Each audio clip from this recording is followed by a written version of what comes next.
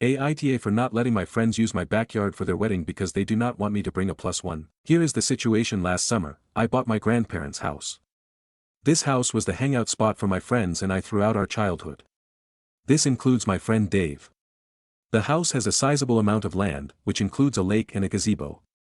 I was supposed to buy the house with my now ex-girlfriend, Leslie. But, going through the process of getting approved to buy, I found out that she has massive amounts of credit card and personal debt that she hid from me throughout our 4 years together. I decided to break up as a result. That was about 6 months ago. I met Leslie because Dave's long-term girlfriend, Kim, is Leslie's cousin. Dave and Kim are engaged and set to get married in April. When I was buying the house, they asked if they could have the ceremony at the gazebo, which I agreed to do. In December, I started dating again. Leslie has not taken this well at all. She thinks we are going to get back together and has tried multiple times to make that happen. I have told her in no uncertain terms that isn't happening. Dave and Kim have asked me to not bring a +1 to the wedding for Leslie's sake. I have told them that this request is ridiculous. This wedding is happening at my house, using my land, and I am not allowed to bring a date because of a crazy ex. If that is the case, then they need to find a new venue for the wedding. They are pissed about this given the short time frame of when the wedding is supposed to happen. So, we are at an impasse. Edit. I have seen a few things brought up a number of times in the comments, so I will quickly address them here. I am fully aware of the liability issues, which is why I purchased, and they reimbursed me for a special event insurance policy which will provide 100% coverage for any damages, claims, injuries, etc. to any of the property or persons up to $2 million. It is one of the first things we did after I agreed to have the event in my home. The wedding will have a maximum, if every comes, of 75 guests, 5 catering staff, and 5 security staff. The security is because this is an open area that anyone walking past can access. The house has hosted events twice this size and logistically it has been fine. On the property are 2 cottages, one with 1 bathroom and the other with 2 bathrooms. The only portion of my house that will not be locked during the wedding is the finished basement. The basement has 2 bathrooms. Every person who is single, i.e. not in an established relationship, received an invitation with a +1, including me and Leslie. This talk came after I sent in my return card and indicated I was bringing a +1. Now, they are saying they do not want me to have the +1 because Leslie blew up about it and they are afraid of a blow-up at the wedding. Leslie indicated she intends to bring someone on her card. I do not know if she will actually bring someone. Sum of comments. Commenter 1, pull an Uno reverse. Tell them Leslie isn't allowed on your property and watch their heads explode. Reply. The petty part of me did absolutely consider saying, well, Leslie cannot come to my house or on my land so it shouldn't be a problem. Commenter 2, out of curiosity, are either you and or Leslie in the wedding party? Reply, Leslie is in the wedding party. Dave is the youngest of 5 boys, so all his groomsmen are his brothers. Commenter 3, this one is really tough. I'm going with ESH, although it was more or less a toss-up with that and NAH. Listen, I get it. It's your house, and you're doing them a favor. But is bringing a date when you've been dating again for 2 months really a hill you want your friendship to die on? She isn't just your ex, she is the bride's family. Can't you go it alone for this one day? Or bring a friend instead of romantic interest so you aren't intentionally causing drama at your friend's wedding? If you take the venue out of it, would you expect to bring a date? And if the answer is no, did you tell them when you said you could use the house that there was such a big string attached? Their wedding is in April, telling them to find somewhere else at this point is a huge most likely friendship ending thing. Reply, I do not consider this a big string attached. All of our single friends have a +1. Leslie has a +1. I am literally the only person, who is not in an established couple, who they do not want to have a +1. I would expect to be treated like every other guest. I know Leslie is Kim's family, but Dave and I have been family to each other. I have known Dave since I was 3 years old. We grew up together. This makes it feel like we are not as close as I previously thought. And if I knew they would ever consider treating me like a stranger, which is what this feels like, I absolutely would have never agreed to let them use my land for the wedding. To a commenter, for the last 6 months, my life, because of Leslie, has been drama. Every person who will be at the wedding is in some way or form connected to the drama. The woman I am dating is not. I want someone who is disconnected from this drama who I do not feel like I have to walk on eggshells around. My peace also matters. All I am asking is for them to tell Leslie, just act like an adult for 4 hours. But, instead, they rather have me be uncomfortable than to have that talk. When I am doing what I can to help them with this wedding. Why security? Reply, security is to keep people out. This is an open area. To another commenter, the wedding is outside. I have acres of land and it is largely unfenced, including this section. Any stranger could easily walk up on the event. Commenter 5, one thing. You are not entitled to Leslie's financial information as a boyfriend, even a long-term boyfriend. She was not hiding it from you, it was none of your business. It became your business when merging finances became a likelihood. Reply, I am entitled to not being told lies. In conversations about finances, she misrepresented her financial status. She is the one who initiated our conversations about money about 6 months into the relationship and then hid information for years about her financial situation. She demanded to know about my income, debt, and savings. I provided it because I thought we were planning a future together. I asked for the same information and she described her credit card debt as very little. Sorry, but $50,000 of CC debt is not very little. If her view was, you do not have a right to know, then okay. But, that was not her view at all. So, yeah, she hid it from me. Commenter 6, how much debt was she in aside from the $50K? Reply, about $30,000 in student loans and owes about $20,000 on a car. We could pay off the credit card debt in probably about 3 years' time. My issue is her lying about it. I lost trust in her. Be the bigger person. Comment. As my therapist says, being the bigger person does not mean allowing yourself to be stepped on. It means loving people when they do not deserve it. And love rarely looks like capitulation. Update post. So, I met with Dave this morning. We talked for almost 2 hours about everything. I laid it out that I thought he was, at best, a shitty friend. I went through our long history of various things over the years that has me questioning our friendship. That was the bulk of our conversation. We then turned to the breakup with Leslie and the sideshow of the last 6 months. Throughout the last 6 months, despite Leslie's craziness, I have bent over backwards to try and accommodate her feelings. She has shown up to my house in the middle of the night. I did not go for a restraining order. When I go out, I do not go to places I know that her and her family like to go. She has implied to her family and mutual friends, at various times, that I cheated and or that I took advantage of her financially. Neither of which is true at all. I have held my tongue to not embarrass her about these things in front of her friends and family. Dave knows all that and yet is demanding, once again, that I put Leslie's feelings before my own. I said, you and everyone need to stop coddling her like she is a fucking child. Dave concedes that Leslie has been crazy and ridiculous since the breakup. But, he says, she feels she did not get closure after the relationship. She wants to have an evening where she can talk to you to get that closure. He also told me that Leslie has been very vigilant about paying off her debt and paid off almost $10,000 of the credit card debt. She wants to talk to me about her progress. To see if that might cause me to change my mind. It will not. I asked him, so, do you expect me to go to the wedding and talk to her?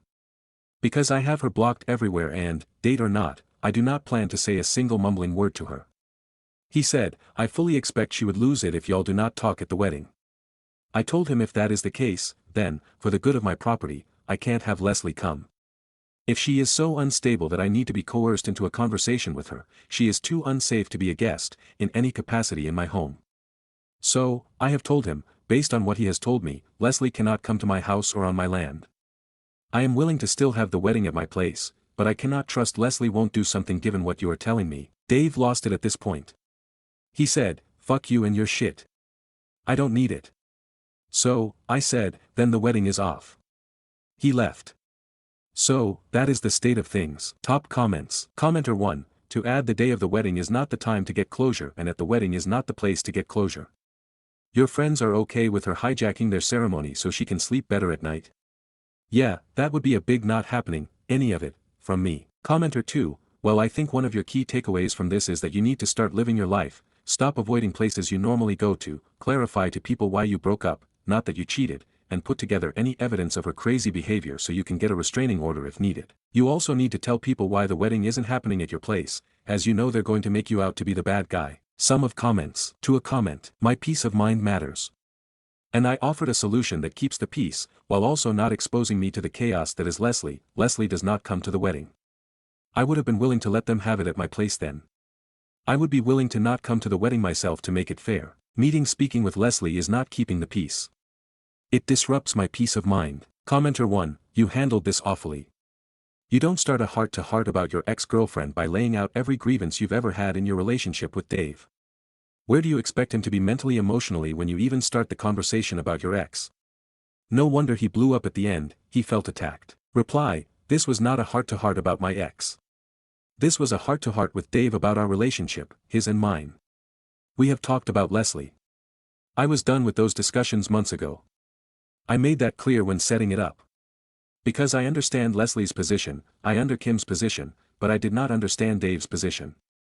He knew all the shit and was still acting that way. Commenter 2, I think wealth attracts assholes, and I think OP is probably a bit sheltered cognitively that his wealth has always given him power over people's behavior to a certain extent, and I think a large part of the shock for OP here is that the friend is walking away from that dynamic. Reply, I have no idea why you think that I grew up wealthy and sheltered.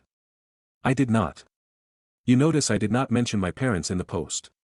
That is because my parents were too broke to care for me, as determined by the state. My grandparents had enough to where I could grow up middle class. Meaning, no worries about my basic necessities, clothing, food, and shelter. But, anything beyond those was on me. College was paid for by scholarships and work-study jobs. Grad school was paid for by my employer. I now make relatively good money. And that money stretches quite far because I live in a fairly low-cost rural community and have no kids. If I lived where my job's office is located, I would be living in a 2-bedroom apartment with a roommate. And Dave and I's dynamic historically has been me going along with whatever he wants, often to my detriment. I think that is why they came to me rather than even attempt to get Leslie to behave. My shock is that I thought he legitimately cared about my feelings and well-being. This experience makes it clear he does not. New update post. People have asked for an update. Now that the original date of the wedding has passed, I think it is appropriate.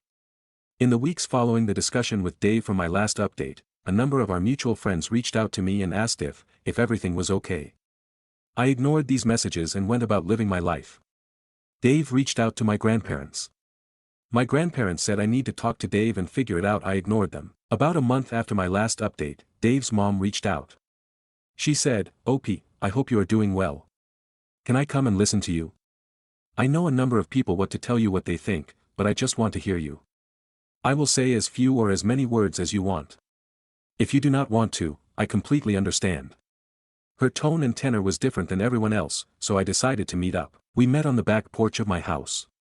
I told her everything, the breakup with Leslie, including why we broke up, getting the invitation with the +1, the subsequent meeting with Dave and Kim rescinding the +1 because Leslie was upset, and then meeting up with Dave and everything discussed with him and my decision to say they cannot use my property for the wedding.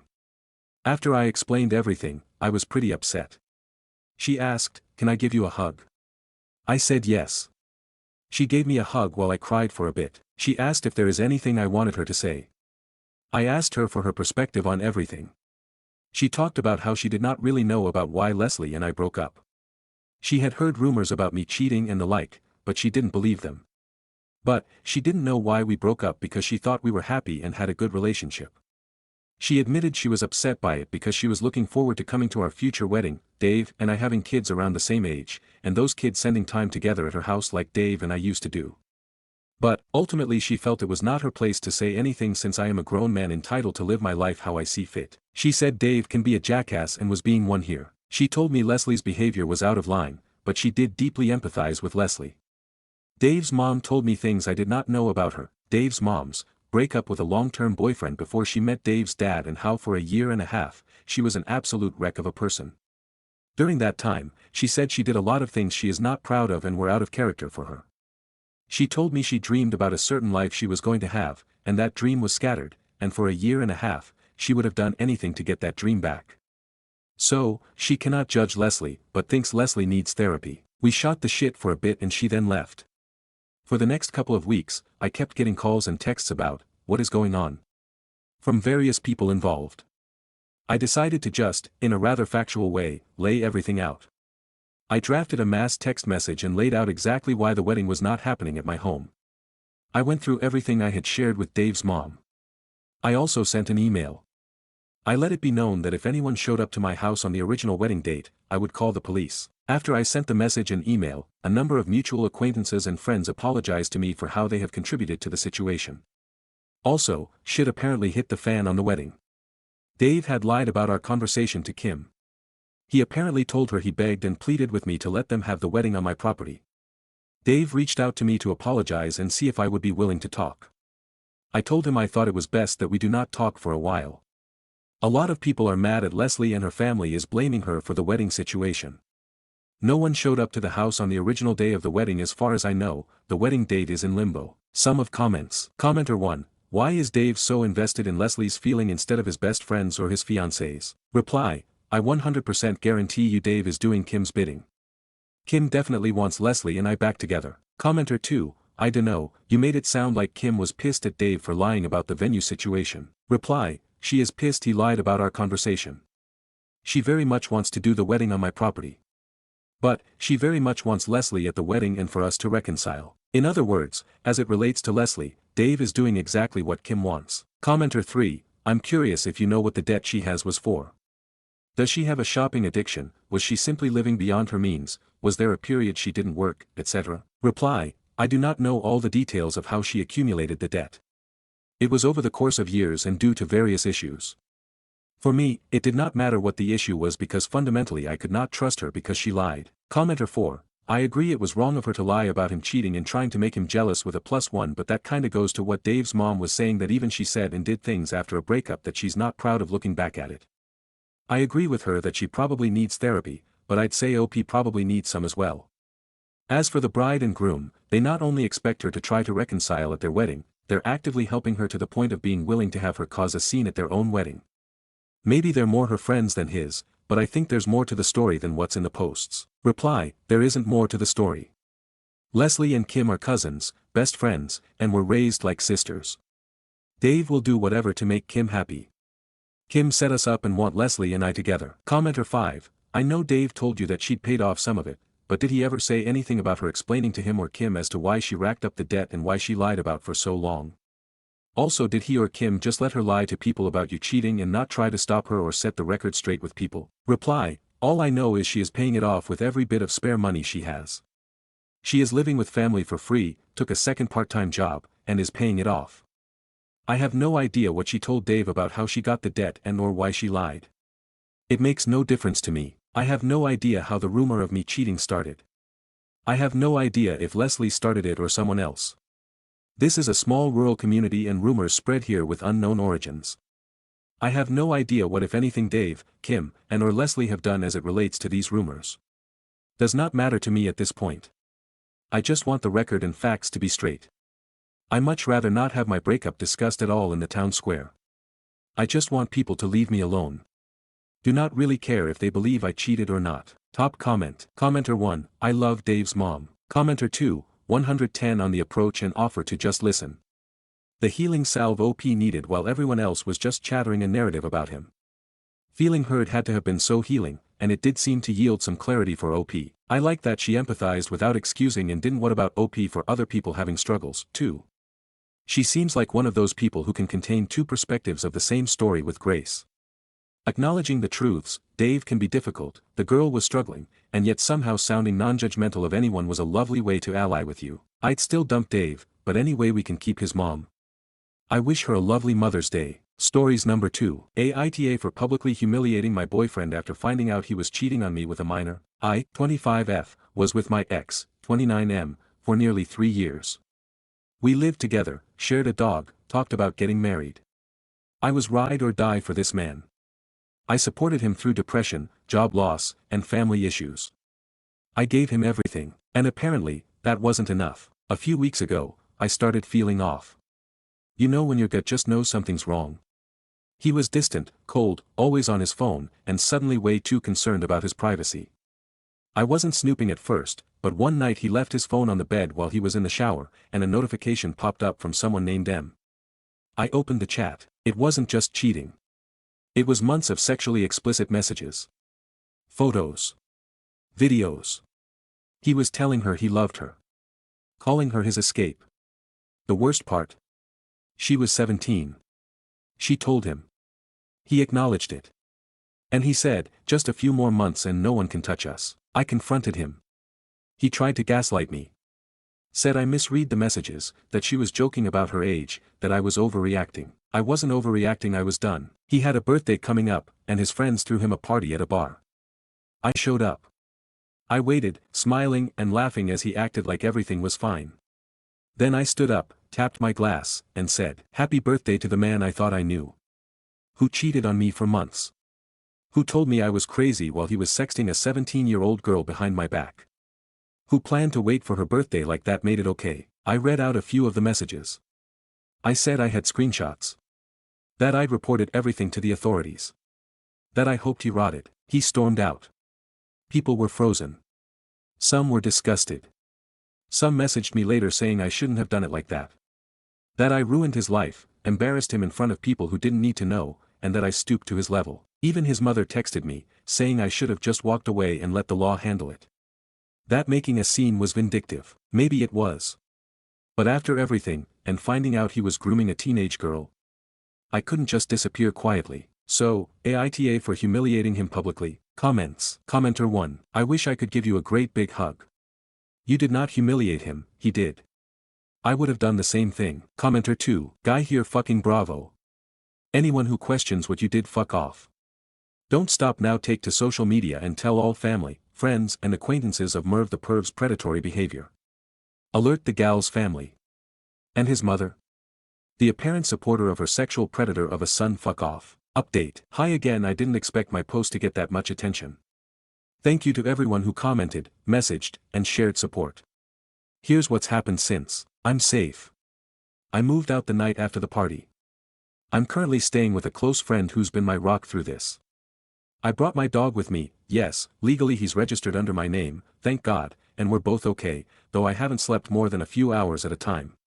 It's like my brain can't shut off. I went to the police. I gathered everything and I sat with a detective and told them it all. They confirmed what I feared but needed to hear, that what he did absolutely qualifies as soliciting a minor and sending explicit content to someone underage. This is being investigated as a criminal case. Many of you were concerned if I had contacted the girl's mother. I found her through the girl's Instagram. She had read the message, and from what she told me, her daughter had been hiding everything. Her mom was horrified, heartbroken, and incredibly grateful I said something. She's now involved with the police as well. I forwarded all of my evidence directly to her and the detective handling the case. Her daughter is safe, and I've stayed respectful of their privacy. She's just a kid. She didn't deserve any of this. As for him, he's been telling people I framed him, that I faked the messages, and even accused me of being jealous of a younger woman. Disgusting. He tried to call me from burner numbers, but I've blocked everything. The police advised me to keep all records of contact attempts. His mother even had the audacity to message me again, this time asking me not to destroy his life over a mistake. Emotionally, I'm still unraveling this. I've started therapy because the betrayal runs deeper than I realized.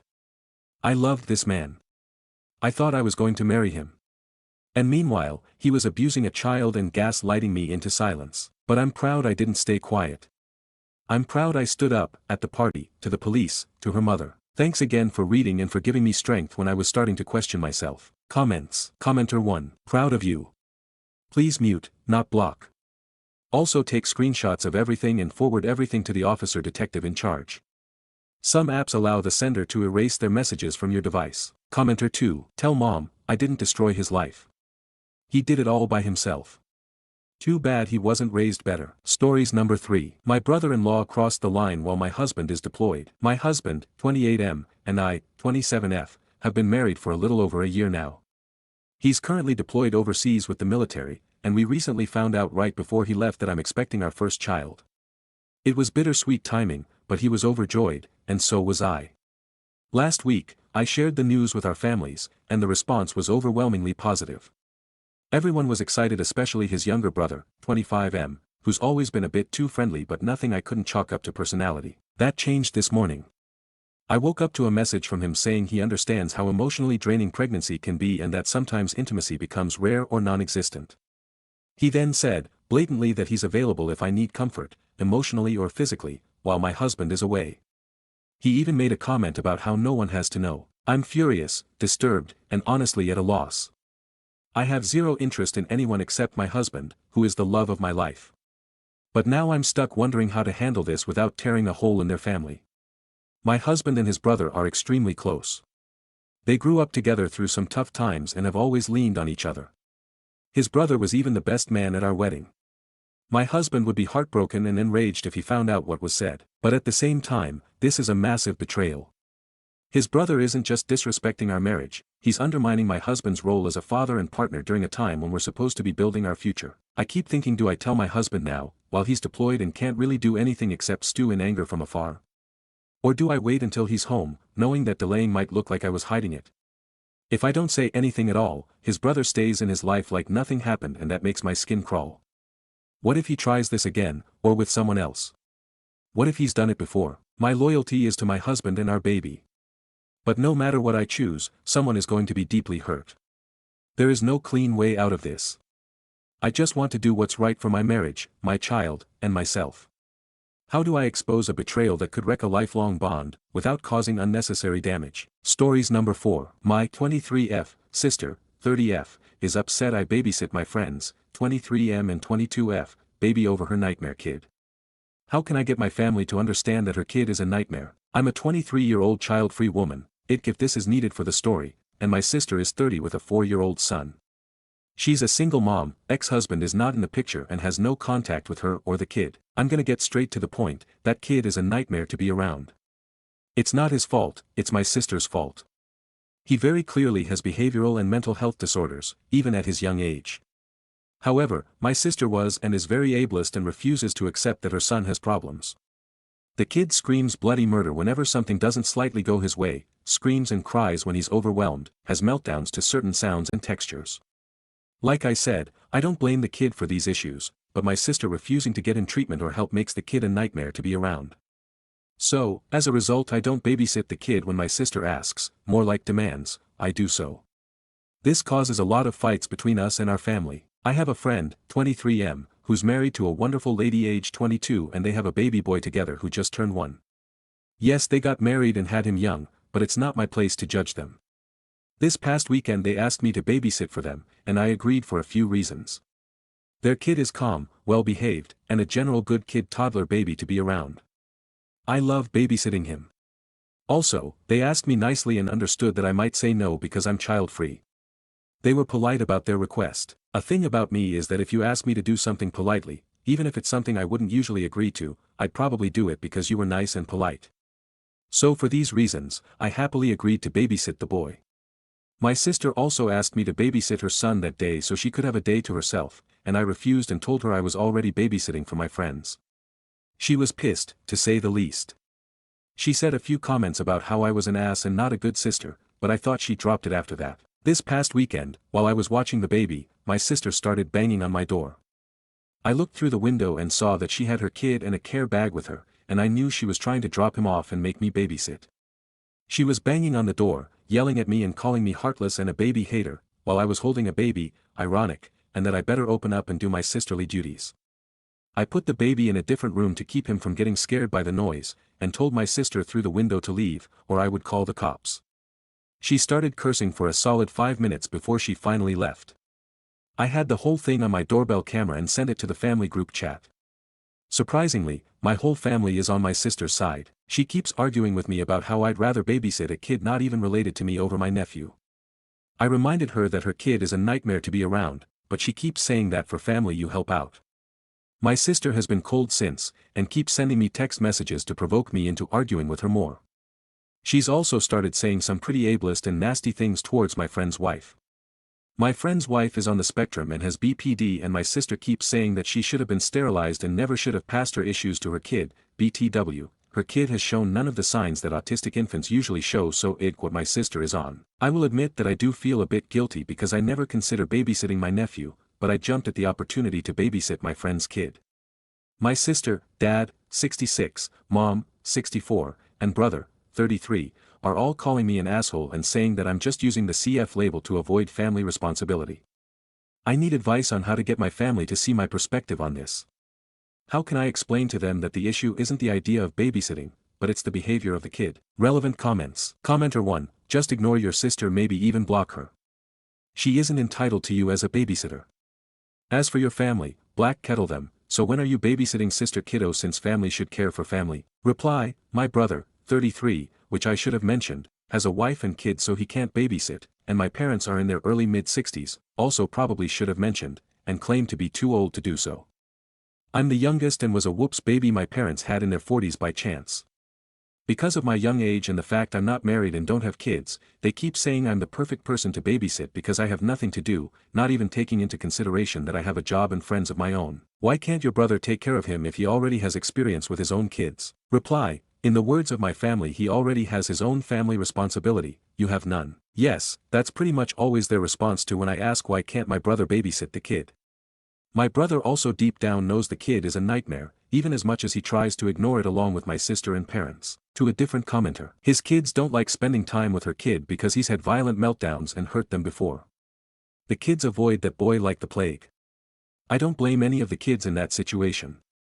My sister's son clearly has behavioral and or mental issues that cause him to react violently to overstimulation, which is not his fault.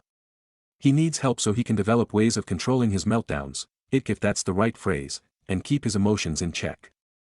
My brother's kids, while mature for their age, are kids and don't fully understand why he acts the way he does, and therefore harbor resentment and dislike towards him. I feel bad for all the kids involved, nobody is winning. Mute the group chat and contact experts for advice for your nephew. I've muted the group chat, and I know this is a me issue, but I can't help but check on it every few hours and feel bad about causing a fight. I'm soft, I know. As for my nephew, I don't mean to sound rude, but what good would that do? Yes, I can have an expert weigh in their opinion, but at the end of the day my sister won't get him help, so what would be the point? Once again, I don't mean to be rude. Commenter, if she plans to send her child to public school, her neglect will become extremely obvious when he is unable to manage himself and she tells mandated reporters she refuses to get him the help he needs. Reply, this issue already came up. He's close to turning 5, and last school year he was supposed to be in preschool. He was enrolled, and of course the workers' teachers noticed his issues right away and tried to convince my sister to sign him up for the SPED program in the preschool and for behavioral therapy. She outright refused, went off on them and pulled her kid from the program.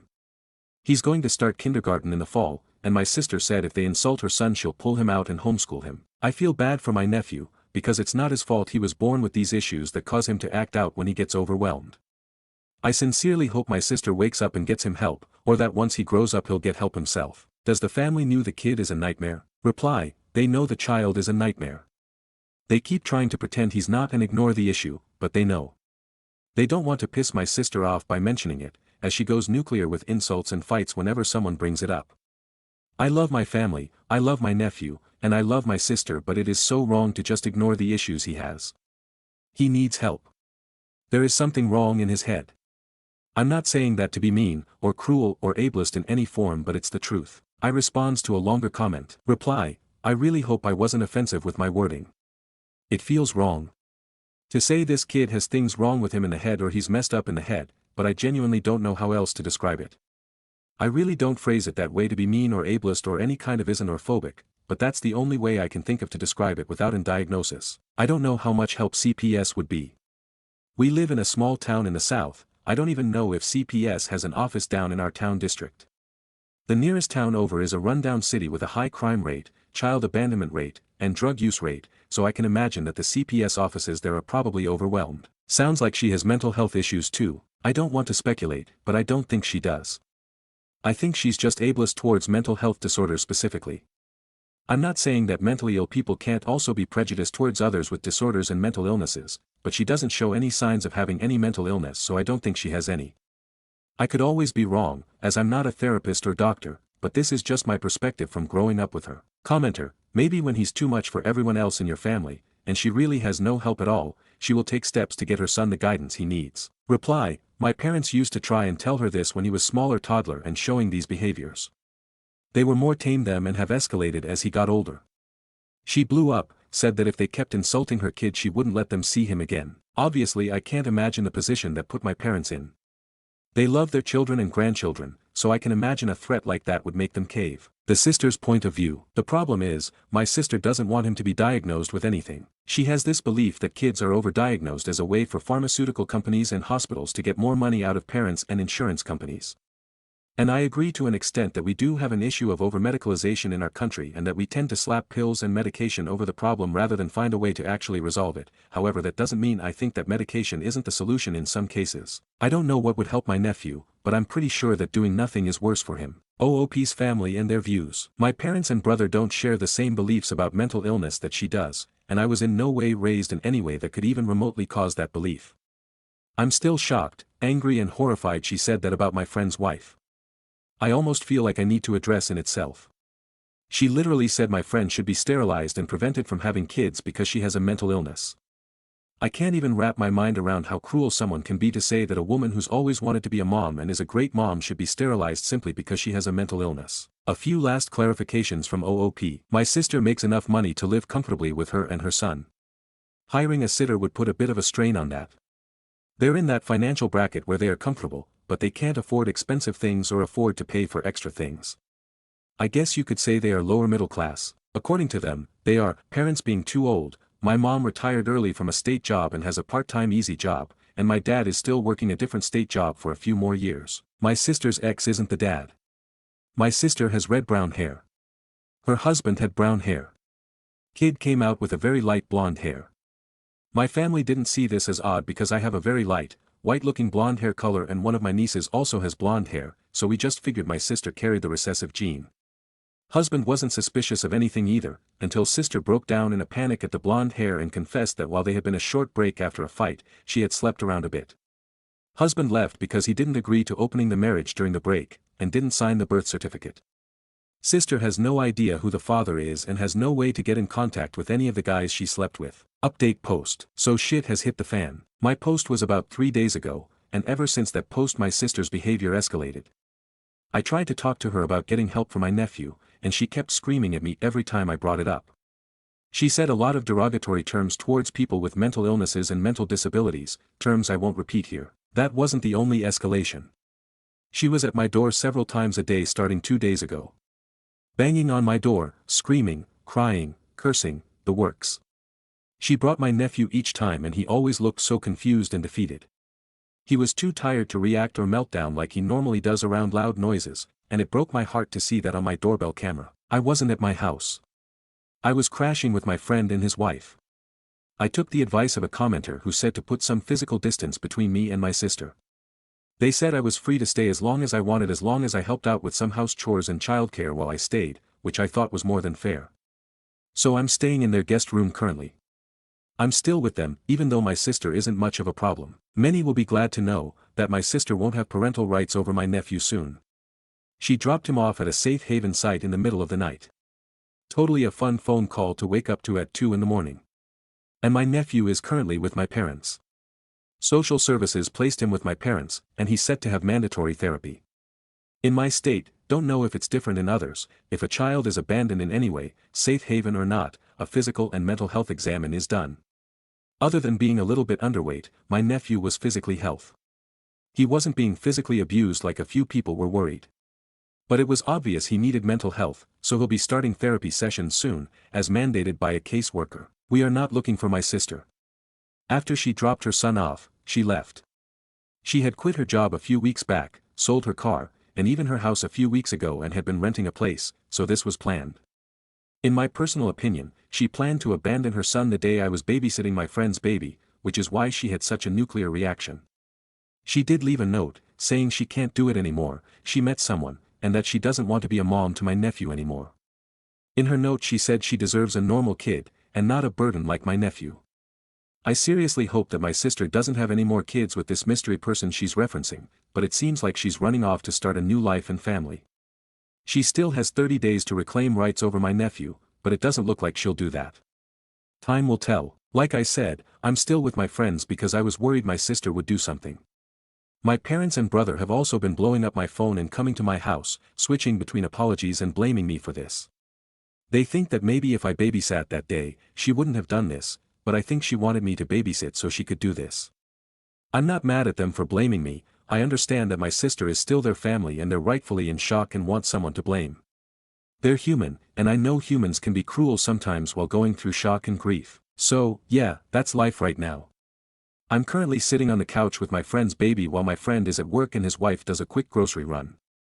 She was going to take the baby, but I insisted on watching him so she didn't have to hassle with the car seat in the very stormy weather we have in our area right now. This update is all over the place, I feel like I'm rambling. There's still a lot of unknown stuff regarding my sister and nephew, but for now this is the update. I don't know if I'll post more regarding this situation.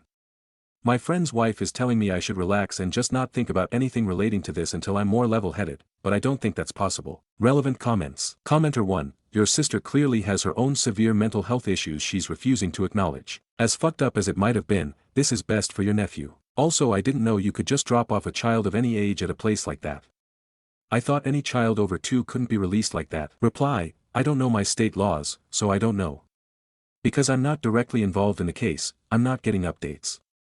When I say we are not looking for her, I mean me and my family. Police could be looking for her, but I'm out of the loop on this whole case. Update post 2. Title, Waita for forgiving but not forgetting my family for blaming me for what my sister did. My sister abandoned her 5-year-old son a little less than 2 weeks ago and fled. Police are looking for her, but she hasn't been found yet. My nephew is with my parents and is in therapy. When that first happened, my parents were quick to blame me because I had refused to babysit the kid in the past and the weekend before my sister ultimately abandoned him. They think had I babysat him that day, she wouldn't have fled. I've been staying with my friends since then. And oh my god, it's chill here. They're young parents with a baby, and yet it's chill here. Everyone is happy, they talk things out when there are issues, they work together. I've met both parents of my friends, and they're nice and polite. Obviously I don't know what goes on behind closed doors, but I have seen some bickering and they always find a way to resolve it. Growing up, my parents always argued a lot, my siblings were always loud and cruel to each other at times, and there always had to be someone to blame. If you were the person who was blamed, you were insulted and shunned for a while, then they would apologize. You were always expected to forgive and forget. My parents are trying to apologize to me about their blowout at me regarding my sister, and I can understand their initial feelings. I'm willing to forgive, but I know my family will also expect me to forget, but I can't forget. I don't think I can forget this whole situation. So I'm wondering if I would be the asshole if I chose to forgive them, but refused to forget this whole thing. New update post. Title, Aita for spending the exact amount of money I claimed I didn't have. I'm about done with this whole BS and ready to just completely cut contact with my family after this whole mess. My sister got arrested a few months ago on several charges, including child endangerment, abandonment and drug charges. She's been court-ordered to go to an inpatient rehab, but our state doesn't pay for it, which means that she has to pay for it. She does not have a job, and has little no savings after burning through them on some drug bender. I work remotely and have a pretty decent income for my field and area. My parents are saying that I need to pitch in and help pay for the rehab, because they and my brother and his wife are also paying a portion, and if I contribute then they won't need to pay as much because it will be split 5 ways instead of 4. Here's where I think I am definitely the asshole. I asked my parents for the exact amount they want me to contribute. It was a fairly decent amount, I could afford it, but I was feeling petty after everything with my sister. My best friend recently had her second baby, YAY, and I decided to take the exact amount my parents requested from me and spent it on getting my friend some extra baby supplies, toys, decorations, clothes, and a few early Mother's Day gifts. When my mom texted me and asked for the money, I sent a picture of my shopping spree for my friend and said I had already spent the money on a proper mom. She called me an asshole and said I could have just said no and not give them hope I would pay. So, Reddit, am I the asshole? I think I am, but I feel justified. Edit, title might be confusing. I told them I had the money, then after they got their hopes up I said I didn't have it anymore because I spent it on someone else. Sorry for the confusion. Comment. Commenter, NTA for not giving the money. YTA for lying and then mocking. Reply, yeah, I can admit that. I'm just so fed up with them trying to get me to cover my sister's irresponsible ass. Stories number 5. Aita for taking my girlfriend's dad to court. Made a whole account for the first time because my friend said this would make for a good story here. I, 19M, have been dating my girlfriend, 18F, for about a year. A couple weeks ago, I got pulled over while driving home from her place, and just my luck, the officer who pulled me over was her dad. Although very awkward, he kept it purely professional, said I was speeding, and gave me a ticket. Now, if I was speeding this would have been perfectly fine, but the problem is, I wasn't. I have a dashcam that logs GPS and speed data, and I checked it as soon as I got home. It clearly shows I was going under the speed limit the entire time. I told my girlfriend I'm planning to fight the ticket in court. She's really upset and says it's going to cause a lot of tension with her family. She thinks I should just pay the fine and move on, even if I wasn't speeding. From my point of view, this isn't about her dad personally, it's purely about not wanting any marks against my license. She feels that by taking it to court, I'm basically accusing her dad of either lying or making a serious mistake, and that could put him in a really difficult position professionally and personally. She's worried this is going to cause a rift not just between me and her dad, but possibly between her dad and her as well for being associated with me. I get where she's coming from, and I don't want to disrespect her dad or damage the relationship I've built with him. Honestly, we've always gotten along well. He's a tough guy, but I respect him a lot, and I know he's just doing his job. I've never had a ticket before, and I pay for my own car and insurance, so something like this could raise my rates and stick with me, especially being so young. I'm not trying to be difficult, dramatic, or disrespectful, but I just don't think it's right to let something slide that could impact me long term, especially when I have clear evidence that I wasn't speeding. I'm still planning on fighting the ticket. I have the dashcam footage, I know I wasn't speeding. But my girlfriend is incredibly upset. She's been distant ever since I told her, and lately she's barely talking to me. I can tell she's really hurt and stressed about the whole thing. She keeps saying I'm choosing a stupid traffic ticket over her and her family, which is technically true, but that ticket comes with a lot more than just a one-time fine. I don't want to take the blame for something I didn't do, so I've already plead not guilty and have the court hearing scheduled for a few weeks out. I think this is the right move by putting my future first. Stories number 6. Aita for telling my niece that the family does not like her fiancé and that I won't be at her wedding. So for context, there is a 21-year age gap between myself and my eldest brother.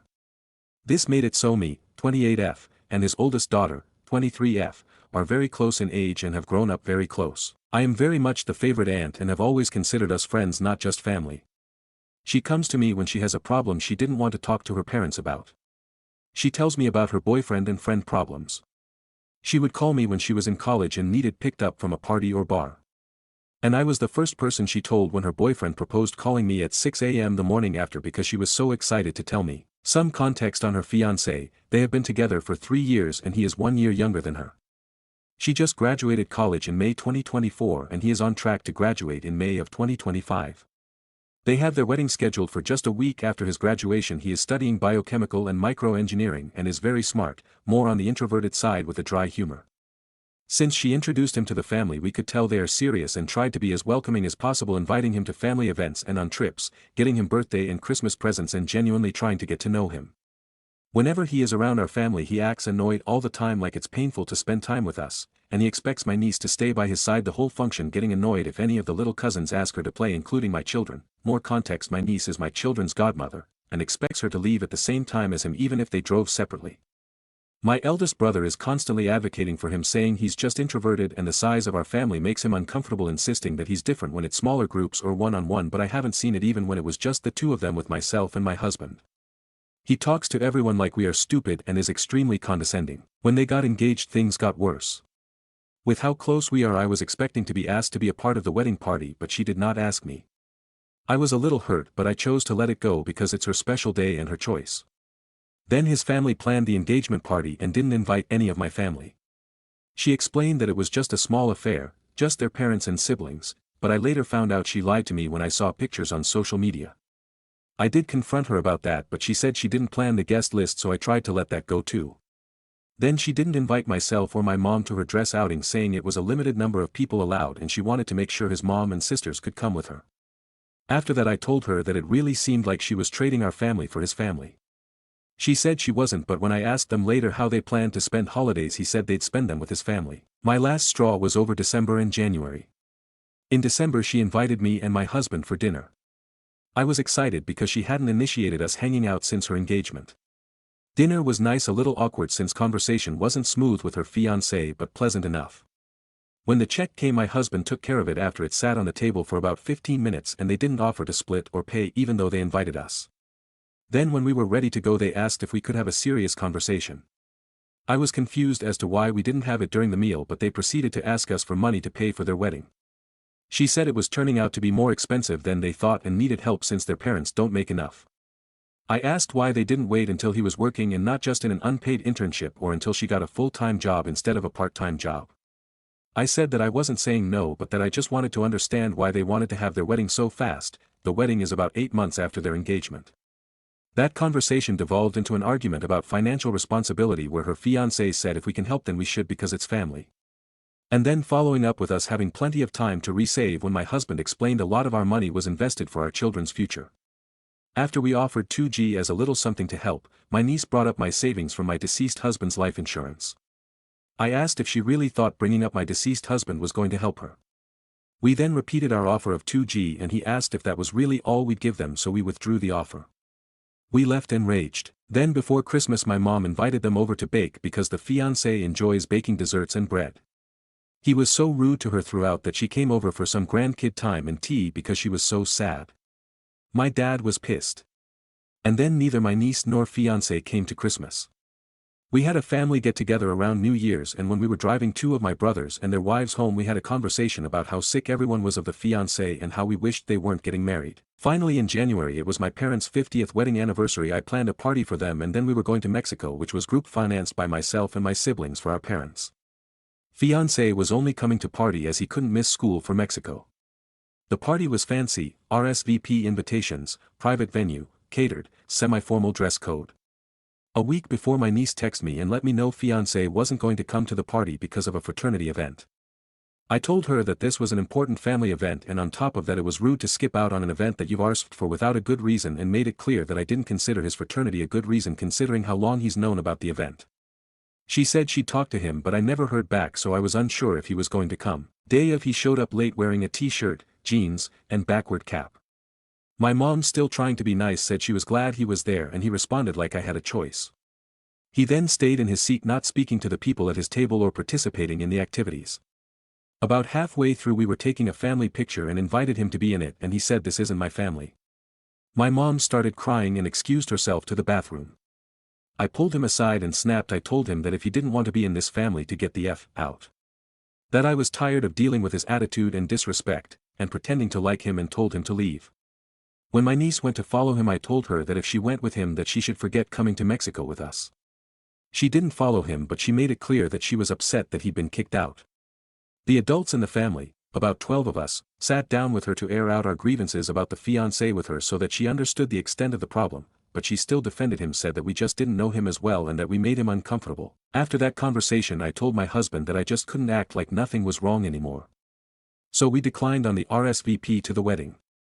She texted me asking why we said no and I met her for coffee. I explained to her that I didn't feel that I could support her marriage, that he wasn't a good person and I felt like her independence and everything that was special about her was disappearing behind his expectations. She disagreed and told me that I just didn't understand.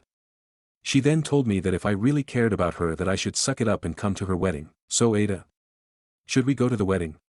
And was I wrong for telling her in the first place? Update. My niece was raised in a Christian household and she chose to maintain her faith while in college when she did live independently, on scholarship and student-subsidized housing with one roommate away from parents for 4 years, and from what I understand her fiancé is too.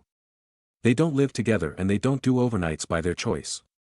She has returned to living with her parents because she is broke and unmotivated and he lives in a frat house. Her parents also expect her to follow their rules, including a curfew while living at home, and respect for the routine that's been established for her special needs sister. So while I agree with the assessment that he's setting her up to be isolated, they aren't currently in a situation or the privacy for financial or emotional abuse. I do also think he's a narcissist. She agreed to sit down and talk with me again and I was able to better articulate my concerns for her future and what she is setting herself up for, and my concerns about him. We are still not going to the wedding. I explained to her that part of it is because I love her. That ultimately it's supposed to be a special day for her, and that with the way I feel about him that I would object to the union in front of everyone as opposed to privately. I told her that whatever she chooses that I am always specifically in her corner and that I hope that she will still want to spend time with me and my kids, but more than that to know that she can come to me anytime for anything. And that for her sake I do hope that I'm wrong about him. We did get her a few things off the registry that I knew were more for her than for him. She said she would think about everything, so we will see what happens between now and then. And to the person who said they thought I didn't think it through on what this might mean for the future, I can assure you I did. My family means the world to me and I don't want to hurt her or my relationship with her, but we got to the point where I couldn't stay quiet and pretend like there wasn't anything wrong. Thanks to everyone for the input, it really helped me organize my thoughts and think through everything that's happened. Comments. Commenter 1. NTA, but I don't think you are seeing things clearly. The guy made her own grandma cry and she defends him. You all act as if he is the problem here. But SHE is choosing him, she is defending him. He is that way because she allows it to be. He made her grandma cry and she still said you were all in the wrong. She is not some silly child blinded by love. She sees what he does, but still chooses him when he so blatantly disrespects all of you. She is the AH here. Well, the fiancé too, OFC, but it wouldn't matter if she was not choosing him. Stop believing she is just some misguided child. She's an adult and making very clear choices. Commenter 2. If a guy made my mama cry I'd throw hands. Commenter 3. I like how when asking for money y'all are all family, but when it's time to take a picture y'all aren't family. I would let your niece know that while you don't support her marriage you support her and will be there if she needs to leave. Update. So I honestly wasn't sure if I was going to have anything else to update after my husband and I decided not to go to the wedding, and figured if I did have more to update it wouldn't be until after the wedding. But holy hell was I wrong. I figured I'd share since so many people were invested and gave great advice when I needed it before. So first off my daughter and I ended up going to the bridal shower at the end of April. My niece asked me repeatedly to come and I figured that things would be relatively drama-free since the fiancé doesn't get to come to that. I asked in advance if she was sure she wanted my daughter to come since she is under 10. I was assured that there would be other children there and that my niece really wanted her goddaughter there. Skip to day of and my daughter was the only child. One of my SIL even told me she was told not to bring her 3 daughters, 1 older and 2 younger than my daughter. The maternal aunt kept scolding my daughter for touching things even though I was keeping an eye on her and she did no such thing. The mother of the groom asked if I was purposely trying ruin the event and the groom's sister said it was rude of me to bring her. I was ready to just walk out but the bride's 19-year-old sister took my daughter to play in her room upstairs. My other niece that took her upstairs has special needs and had said she was feeling overstimulated, but the bride was still upset that she didn't stay downstairs for the whole event. The bride never even said hi to my daughter, making her feel very sad when we went home. We played those how well do you know the bride games which I won, prompting my niece to say that I was basically her best friend, causing an awkward silence as the room became confused as to why I wasn't in her wedding party. Extra special surprise for me when I found out that all the groom's sisters are in her bridal party but her best friend and her own sister are not. Woman shrugging. About a week later we got together to celebrate my dad's birthday. When my mom invited them the fiancé responded if I don't have anything better to do then I might come.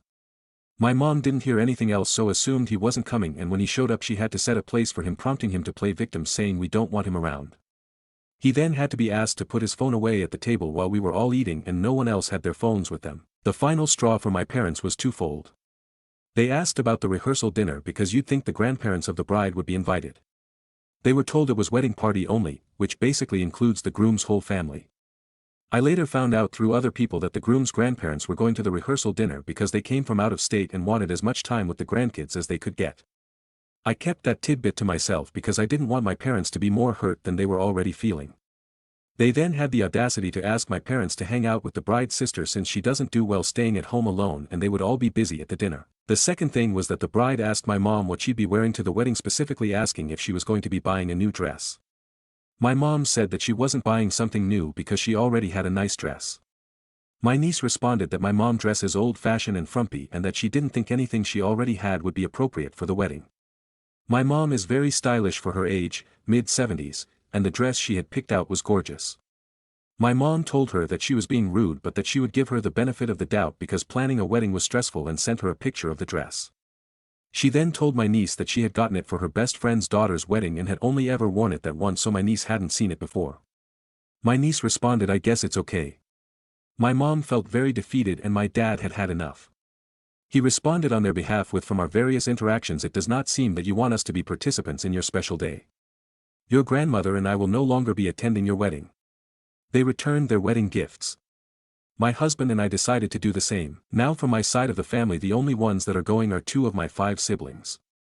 One because it's his daughter, and one because his wife is playing the guitar during the ceremony and he did not want her going alone. She does piano or acoustic guitar accompaniment for special events professionally and she had committed before the bulk of the drama happened and did not want to harm her professional reputation by backing out last minute. That brother has let everyone know that they will not be staying past the ceremony, that his kids are hanging out with Grammy and Gramps, and that he is going full petty by wearing jeans, t-shirt, and hat just like the fiancé did to our parents' 50th anniversary celebration. That's all I've got for now, and what else could happen at this point, but I'll keep you updated. Wedding is 1 week away. Comments. Commenter 1. I'm sorry, but your niece is not a good person. Her fiancé is the worst, but she's right there with him with the way she has been treating you and your family. Unless there are some missing reasons that you haven't shared with us, she sounds like she's as big of a jerk as he is. Commenter 2. Her fiancé made her grandmother cry, and she still defended him. Seriously, that right there would have been the straw that not only broke the camel's back, it also broke all 4 legs and the concrete beneath it. Commenter 3. Wow. What a way to start your life together by alienating your own family. From the looks of it, they deserve each other. It's really good to read that you don't let the bride walk all over you just because she's getting married. Reply, so to address a few things I've noticed popping up. The reason the fiancé was invited to family dinner was my mom. We, her children, have asked her to stop inviting him to things because he always inevitably ruins the atmosphere, but she is a part of the generation where family always gets another chance and you do everything to keep the peace. We are slowly but surely helping her to establish and keep healthy boundaries, but she was also holding on to hope that she would be gaining a grandson and not be losing a granddaughter. My niece is absolutely contributing to the problem. She did not used to be this way. As I've said before, we were good friends. She's the godmother to my kids and was in both my weddings. I noticed her becoming more self-centered as she gained independence in college. I hoped it would get better, but it's gotten worse, contributed to by the dipshit and his family. I'm trying to find the balance in letting her know I love her and that if she's in trouble or needs help that we are here, but that her current attitude and actions are unacceptable and unsupported. Sometimes she does acknowledge that he's rude but also has an excuse lined up like school stress, internship workload, bad day sort of stuff. Always comes back to he's a good guy and we just don't know him well enough. I think my brother is in denial and doesn't want to admit that his daughter is getting into a bad thing. He's full of all the excuses too, i.e. introverted, not comfortable with large groups, stressed, tired, smart to the detriment of social skills. We've heard it all. Kind of hard to ignore when your whole family decides not to show up to the wedding though, so maybe it'll kick some sense into him. He was very angry when I sent him screenshots of the texts between his daughter and our mom though, so I'll give him props for that one. Stories number 7. Aita for telling my ex-wife she doesn't get to decide who's in my home just because she doesn't like my husband's sister. I, 36M, am currently married to my husband Eric, 35M. Before that, I was married to my ex-wife Natalie, 36F, and we share a 14-year-old daughter, Sophie. Natalie and I split up almost a decade ago. We were young, incompatible, and I was coming to terms with my sexuality. It wasn't messy, but it wasn't easy either. These days, we co-parent fairly well, though she can be a little particular. Here's the issue: Eric's sister Jenna, 33F, has had a rough few years. I won't sugarcoat it, she was not a good person in the past. She was manipulative, selfish, always borrowing money and lying about why. She burned a lot of bridges, including with Eric, and we kept our distance for a long time. Last year, she hit rock bottom. Lost her job, was living in her car, and finally asked for help, real help, not just money. Eric was hesitant, but ultimately, we agreed to let her stay in our guest room temporarily while she got back on her feet. We set very firm boundaries: no borrowing money, no drama. She contributes however she can. To her credit, she's stuck to it. She got a part-time job, is looking into a training program, and honestly, she's been really respectful.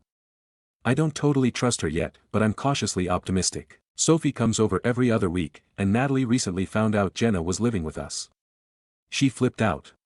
She said Jenna was unsafe, that she didn't want Sophie around people like that, and that I was being irresponsible by putting Sophie near a manipulative addict. For what it's worth, Jenna's never had a substance issue. Her problems were more about lying and using people emotionally, financially. I told Natalie I understand her concern, but Sophie has her own room, Jenna mostly keeps to herself, and there has never been any incident or inappropriate behavior. I would never let someone dangerous near our daughter, full stop. Natalie wasn't having it. She said if I didn't make Jenna move out before Sophie's next visit, she wouldn't send her over. That set me off a bit. I told her she doesn't get to dictate who lives in my house, especially when Jenna hasn't done anything wrong and is actively trying to be better. I said if she had a real reason to think Sophie was unsafe, I'd listen, but she just doesn't like Jenna and is using Sophie as leverage. Now she's saying I'm prioritizing some woman who ruined her own life over our daughter, and some friends are saying I should just keep the peace and ask Jenna to leave. But that feels wrong to me, like punishing someone for trying to grow. So, AITA for refusing to kick out my husband's sister just because my ex doesn't trust her. Stories number 8. I called my 31M wife, 30F, ungrateful, cancelled our date and left her in the car to cry.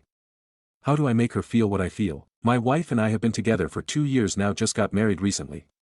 We are compatible in every other way except when it comes to her idea of gestures and how she feels love. She actually really likes traditionally romantic things. It doesn't come naturally to me, but I oblige because it makes her happy.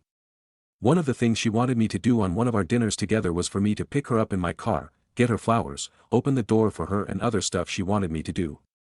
We live in a very convenient spot from which we can get things delivered in just under 5 to 7 minutes through the online app. I had forgotten to get flowers for her, so last minute I just ordered it off the app. They were beautiful and she said she is really happy about the gesture. I said no worries, I can get you flowers every day. Somehow I ended up blurting out that I ordered it off the app. Her expression immediately changed and she said she doesn't feel special anymore. Like it was as good as gifting her a bag of Doritos because no real effort went on my part.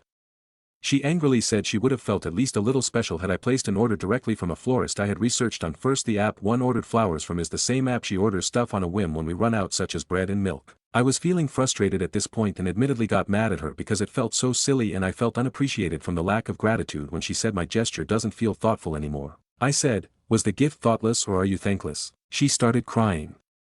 I ended up leaving her in the car downstairs in the complex and headed upstairs as I no more felt like having dinner with her. Comments. Commenter 1. How do I make her feel what I feel is a sentiment that leads to divorce? You need to share your feelings without placing blame in effort to bridge the disconnect. Be humble enough to accept that you might not fully understand her position before immediately dismissing it. Seeking to make each other hurt because you were hurt is a cycle that leads to deep resentment. Commenter 2. This thread was solid advice. We shouldn't aim to hurt our partners but leave room for conversation and understanding why both was hurt and how we can work through it. I am similar to him at time, but the cycle you mention is great. Commenter 3. How do I make her feel what I feel? So you made her feel bad and you come to Reddit asking how to make her feel worse. Commenter 4. My husband made a mistake once about some flowers he gave me. A colleague of his had purchased a lavish arrangement, 3 dozen exquisitely arranged roses with gorgeous flowers for a woman he had a crush on. Unfortunately, he hadn't thought to check her relationship status beforehand. As it turned out, she was married, and on principle, she declined the bouquet. Unsure what to do with the expensive flowers, the colleague offered them up, and my husband, ever the opportunist, bought them off him for the price of lunch, about $10. He then brought them home and gave them to me. The timing couldn't have been more perfect. I had just received some heartbreaking news and was having a truly awful day. When he handed me that stunning bouquet, it felt like something out of a movie. I was overwhelmed, crying, touched beyond words, and going on and on about how thoughtful and romantic he was. Then, a few minutes into my emotional outpouring, he casually shared the backstory. So yes, sometimes it's better to stop while you're ahead. That moment is now etched in my memory forever, and it's been nearly 8 years since it happened. Update. I'm genuinely surprised that more than one person actually read my comment. It was originally intended as a gentle example for the OP to consider using a bit more tact. As I mentioned elsewhere, I found it amusing when I discovered who the coworker in question was truly a character. He fancied himself a ladies' man, though in reality, his charm seldom matched his confidence. He often dated women within his league, but the woman he was pursuing was, quite frankly, way out of it. As for me, my husband has made many thoughtful gestures over the years, and I wasn't, and still am not, upset about the situation nor the price. He could have just left that part out is all I was saying. It was nice that he was thinking about my pain and was trying to cheer me up because it did. I'm still appreciative of it. Update. I am at work right now, and we finally had a real conversation. We both couldn't stay silent, or wait until I got home. My wife reached out via text and expressed a few things. She sent the photo of the flowers, the exact ones from that night placed in a vase sitting on our dining table. She had kept them with her all along, but just not in my sight. Maybe she was in the guest room the past one night and I hadn't gone there. She said she had some time to reflect and realized that in the moment, she was being overly critical and controlling. She admitted that her reaction was less about the flowers and more about her own expectations and that maybe it was unfair to get upset over the how instead of appreciating the what. She said it hit her later how quick she was to dismiss the fact that I had to go outside of my comfort zone to do something for her, even if it wasn't in the exact way she imagined. That her idea of romance was starting to become more like a checklist. She said she realized she's been romanticizing the performance of love rather than the presence of it. And she still loved me through all this and hoped we both can communicate better. That meant a lot. That said, I also took accountability. I told her I shouldn't have escalated things the way I did. I could have expressed how I felt without using harsh words or walking away. I let my frustration speak louder than my actual message. But to be completely honest, hearing her own up to how she reacted made it easier for me to do the same. We have some plans to redo our date. And this time I will get her the flowers from the florist like she wants me to. Also, because I want to. We're not perfect. But we're growing together. And the flowers from the app. Still on the table. Still beautiful. Still enough. Comments. Commenter 1. The divorce came out of nowhere. Sure blindsided me. Commenter 2. I'm confused. What part of getting flowers for someone you love is outside of your comfort zone? Commenter 3. When you're a bare minimum dude, anything done for someone else is out of their comfort zone. Commenter 4. I feel like this is a fake update. Commenter 5. Given his responses to people in the comments I wouldn't be surprised. He hasn't given any thought to anything anyone has said and has continued to double down. I feel for his wife. Stories number 9. Aita for refusing to change my children's school for husband after his ex-wife lost her high-paying job. I am 42F with 2 children 16F and 12M with my ex Danny. I have been married to Greg 44M who had a son 15M and daughter 10F with her ex Leo. We met at our children's school. Danny and I jointly fund out children's private school and they have college funds set by both set of grandparents. He is loaded. My ex and I don't like each other. But we co-parent well and want best for kids. Greg and I have decided that things we buy and treat kids equal at home. But school, college fund won't be mixed as our ex are involved. As well as gifts from ex-partners, we have had to teach kids the differences about the income when it comes to my ex-kids. Kids are nice to each other and share things. Although they definitely love their bio siblings way more. Greg and his ex jointly fund their children education too. But Leah lost her job recently and has to downgrade. That means they can't pay for same school. They had to change school. Now he is pressuring me that his kids hate that my children go to bigger international school. And we should change school after summer. I told him that my kids' education can't be compromised and it was clear to us that we are responsible for our children's school as well as college education. We are fighting a lot on this and he is saying I am being too tough. He is sleeping in other room. But I won't change anything regarding my children and my ex alone can pay for children education, if I even try to do this and my kids will never forgive me. I love Greg but this is the hill I will die on. I don't think he would have changed his kids' schools if this was the case on my side. Even if it means, I have to lose him. I am hurting inside. But I want best for my children. Edit. I can't take solo decisions on my children's education. My ex will drag me to court and mind wash kids against me, and second stop sending sex messages. I am not interested to cheat on my husband. Stories number 10. Coworker surprised her 4D chess move didn't play out as expected. A coworker, Nancy, and I got hired the same week to join a team of 3 led by a GM. As soon as we sat down with our coworkers for the first time, Ally, the most senior member of the team, immediately lets us know how horrible our boss is. How we have to watch out for ourselves, and be aware of the hypocrisy and stupidity. She laid it on pretty thick, making it seem like we made the worst possible decision by getting hired. There was a moment of between me and Nancy about what clusterfuck of a job we landed ourselves in. Then we discovered that Ally does absolutely nothing all day. Since we have flexible hours, 7 to 10 to 3 to 6, she clocks in at 7, waits 3 hours doing absolutely nothing, then goes on a coffee break at 10 when our boss clocks in, and doesn't return until 1, which coincides with our lunch hour. She then returns to do 1 to 2 hours of work and clocks out at 3. We have 4 major events we host throughout the year. Ally plans her vacations to coincide with it. Honestly, we commended her on sticking it to our boss and cheesing her way through work. Why break your back over someone who is clearly horrible? Our boss is a bit much sometimes, temperamental and moody, but not completely unmanageable. Then the annual evaluations came in, and Ally became hysterical.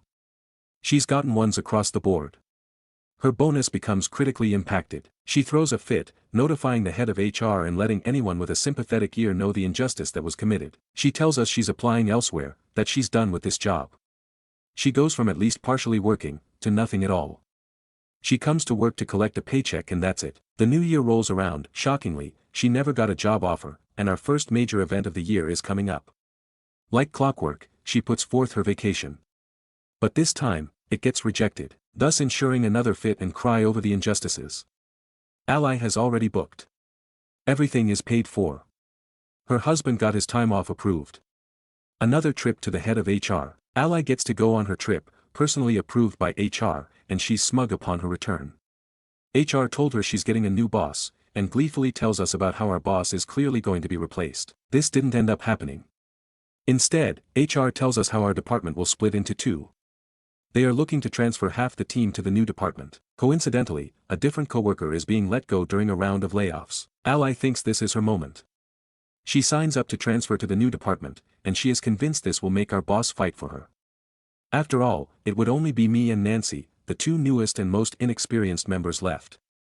Obviously, our boss would fight tooth and nail to keep her than have the department shrink down to just 2 people. Except our boss doesn't take the bait and personally approves the transfer. Ally is notified by HR via email. Another fit ensues. Our department was originally something like the A and B department and now A and B are separated. Well, Ally based her entire career on B and not A.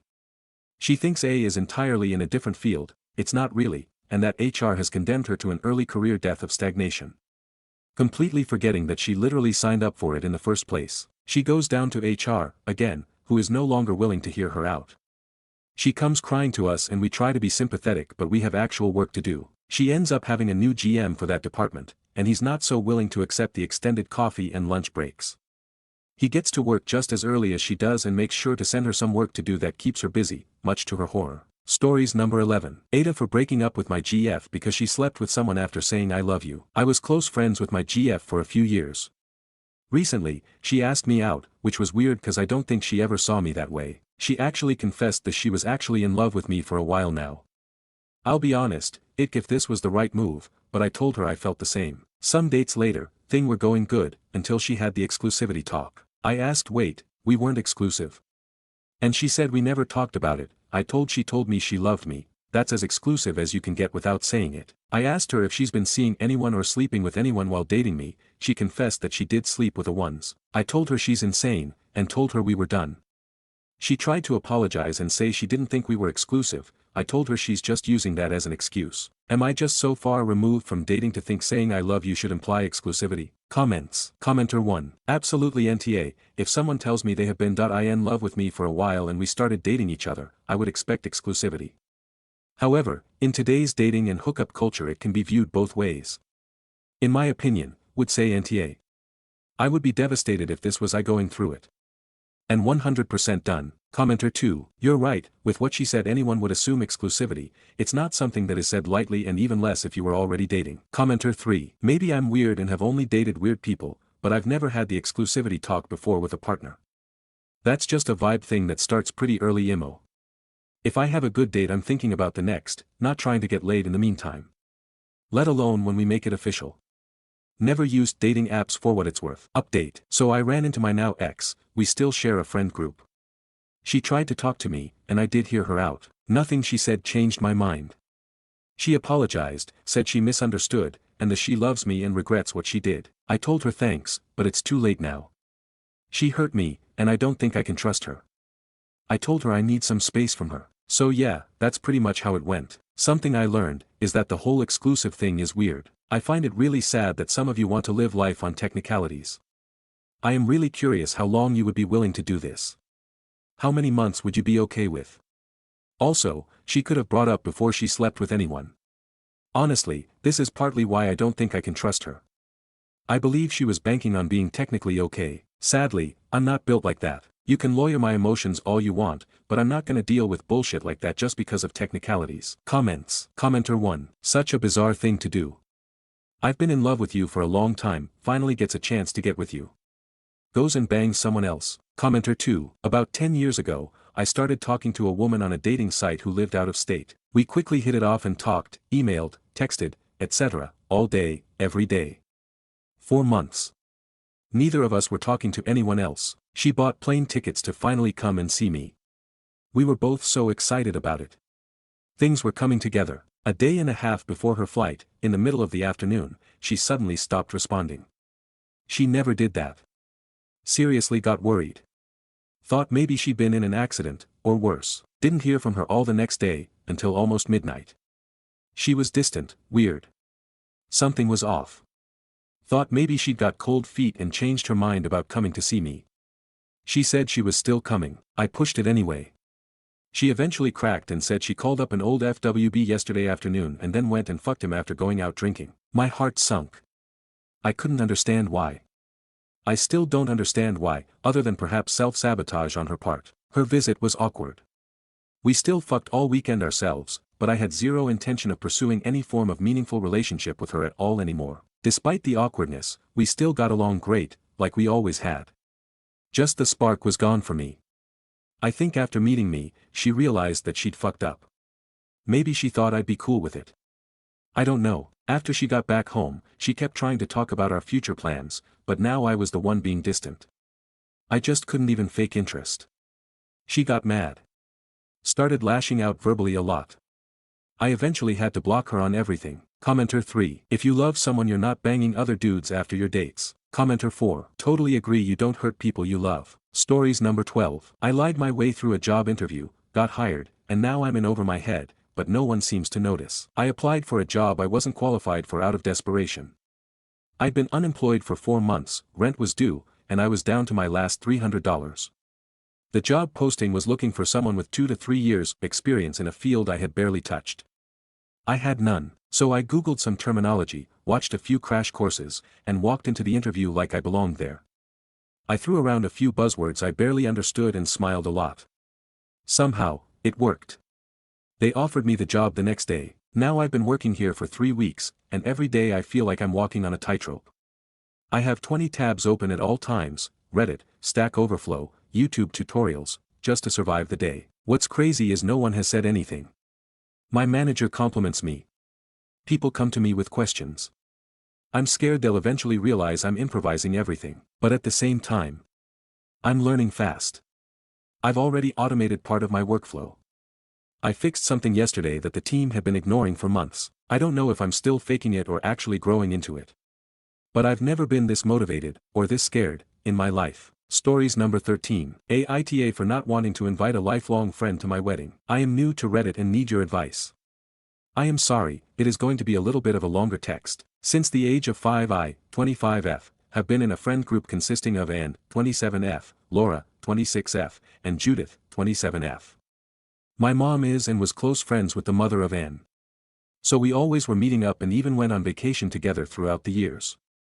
The problem was and still is that I never really felt close to Anne. She is somebody who needs the attention of people, needs to be the life of the party. I however was a shy little girl and still am an introverted person. I just like to not be around many people and have my quiet time. In hindsight, and always loved to be the older person of the both of us and kinda liked controlling me. Sometimes she seemed to care but afterwards it all was about her. She always got what she wanted. Whenever I shared secrets with her, like you do with a friend, it quickly was no secret anymore. She always had this overwhelming confidence. When I got together with my fiancé she wanted us to meet for a pool party. She got naked in front of him and jumped into the pool. I think you get the idea of her. As our friend group got older, we split up to all go to different states for university. And was the only one who stayed in our hometown. I really liked to be away and finally do what I wanted to do, discover myself, find new friends. 2 years passing, and called me and told me she was getting married. It was a surprise as she had a new boyfriend every few months. She wanted Judith and me to be her maids of honor.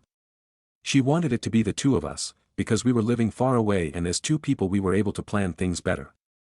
I was 21 at the time and really didn't want to be a maid of honor with all the responsibility and time I had to invest. It was only because of Judith that I said yes. I will just quickly summarize. Judith at one point wasn't a maid of honor anymore and I had to do everything by myself. I even called in one day and told her I don't want to be the maid of honor as I have to deal with university and am living far away. Honestly, we were not even good friends by then. And cried and I ended up still being the maid of honor. And told everyone at the wedding that I was her best friend. I have no idea why. Everything was shit for me, I couldn't do a good job as a maid of honor and I do not want to be friends with Anne anymore. We did not get into a fight or something, I just decided it silently for myself because I hate confrontation like this. As I got older I just realized how badly she treated me every time and that I didn't feel safe around her or to share private things with her. I just decided to go no contact. After university I moved to a different city. It still is far away from my hometown. And texted me one time to meet up, but I kindly turned down the offer. My mom told me, she knows from Anne's mother, that Anne is very sad, not in a good place mentally and always complains about having no friends. I think she wants us to get into contact again, but I really do not want to. I mean, Anne does not make any moves in calling or texting me either, so why should I? Laura and I have remained best friends over the years. We call each other weekly, text and are just curious about the life of the other. We visit each other and I really just like this friendship, I'd call her my best friend. Judith and I are still friends too, we just do not text frequently or see each other often, but still I see her as my friend. Fast and forward, my fiancé, 26M, and I are getting married next year. I am so excited and get into planning now. Laura is going to be my maid of honor. The wedding party is supposed to be in my parents' garden, so in my old hometown. As I am, my fiancé is an introvert too and we just like it quiet. So our wedding ceremony is going to be very intimate and private. I just want close family, and Laura, with us that day. For the little party afterwards I want to invite a few of my school friends from my hometown. I do not want to invite Anne. Now here is the problem, my mom really wants me to invite Anne. Mainly because she is friends with Anna's mom and doesn't want the friendship to break over this. But also because Anne invited me to her wedding. As I did not break off the friendship with Anne, just decided this in silence for myself, I kind of feel weird not inviting her. She would be so sad and mad and I am a people pleaser. Ugh, it sounds stupid. If I would invite her I know this would be all about herself. Her husband is an attention seeker too. So it kinda would be about the two of them. I just don't want people like this in my life anymore. My mom would be mad and even my fiancé tells me if I want to invite my other friends for the party I should invite him too. They say either I make it an only family party or if I want to invite friends, I have to invite Anne too. Now I feel like I cannot invite who I want to my wedding just because of Anne. What should I do? Aita if I do not invite her. Relevant comments. Commenter 1. Is your mother aware of all of the instances of Anne being a bad friend and that you haven't spoken in years? Reply. Back then I told her a lot I didn't want to play with Anne. Nowadays she knows I don't want a friendship with her anymore. That's actually okay for her, she doesn't pressure me to still be her friend or to meet up with her or things like that. I think she would just love for me to invite her because I've known her all my life, to keep the peace and oh, what's the big deal? And is a nice girl. Yes, she is nice as a person on the level my mother got to know her. She is just not a nice person I want to call a friend anymore. I love my mom, don't get me wrong, she would be disappointed and a little mad if I wouldn't invite Anne but she will be fine. She knows these are choices I make and lets me make them. Update 1. As soon as I was writing my original post, put all my thoughts into these words, I realized how I always felt about Anne. If it would be a wedding of over 100 guests I'd probably invite her, she won't be the main character there. But as it will be small and intimate I cannot invite her. The friendship that was never a friendship is over. I will tell her if she wants to know but I do not feel like I have to contact her after we haven't been in contact for years just to tell her that it's over. After I read all your comments I called my mom. I told her that I won't invite Anne to my wedding. At first she was like, oh, what's the big deal? Just invite her. You can break it off after the wedding. Anne's mom will be so upset about it. And Anne really isn't feeling well because she feels like she doesn't have any friends. But when I told her what I put into words here she actually was understanding. She is okay with me not inviting her but told me there will be drama with Anne's mother. I think it is their friendship and it does nothing have to do with the relationship I have with Anne. Mom told me that at one point she will mention the wedding to Anne's mom and I am totally okay with it. If Anne will contact me about it, which I actually doubt, I will tell her what's going on. I am really fine with my decision and stand by it. Relevant comments. Commenter 1. I just read your last post because I came across this post first in my feed. I'm glad you didn't invite Anne. With what she did in front of your fiancé at that pool gathering, I wouldn't put it past her to try to do something to upstage you and your husband on your wedding day. Don't invite Anne's mother, though, please, even if your mother insists on it. For all we know, she could end up bringing Anne with her, or she could end up creating some kind of scene herself. The apple doesn't fall far from the tree, as the saying goes. Reply. I won't invite Anne's mom. I have nothing to do with her. But you are totally correct. Anne and her mom are very much alike. Anne's mom is just a more grown-up version and settled down a bit over the years. My mom won't invite her either, I am 100% sure about this. Commenter 2. Here's an idea, tell your mom to keep her mouth shut until after your wedding. That way, Anne can't crash the event. Reply. My mom is very best friends with Anne's mom so I am very sure they will talk about the wedding at one point. I mean my mom is so excited for me and will share the news with her friends. She is also invested in planning so she probably will talk about this a lot. So no way she won't say anything to Anne's mom about it. Update 2. Hi everyone. Thank you for your patience. A wedding is a long process of planning so I hadn't anything to update you about until recently. My wedding is in July 2025. We sent out the invitations in January. No invitation for Anne. I really am very thankful of all the advice you have given me.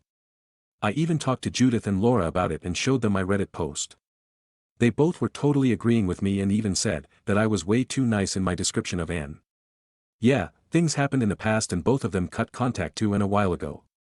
There was no clean cut, I guess, and didn't want contact to them either anymore. My mother tried to talk to me several times about me not inviting Anne.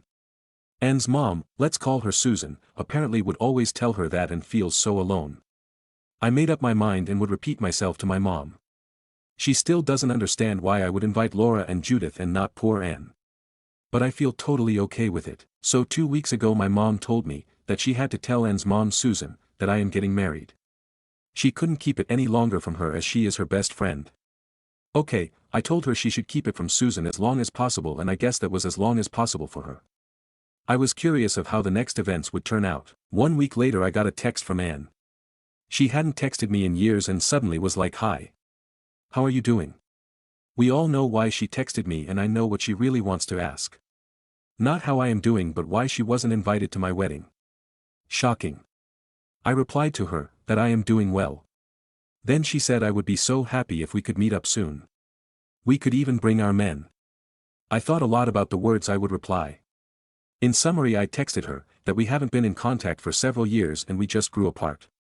Things like this happen and I think it's okay the way it is. I do not want to meet up now or sometime in the future and wish her all the best. She replied very grown up. She accepts my decision. But you have to know, she always behaved like that. She was always very good in playing so innocent. Saying sorry so much, would look at you with eyes of a puppy dog and everyone would melt away and feel sorry about themselves. I left it at that and didn't reply any further. I love how there is finally an end.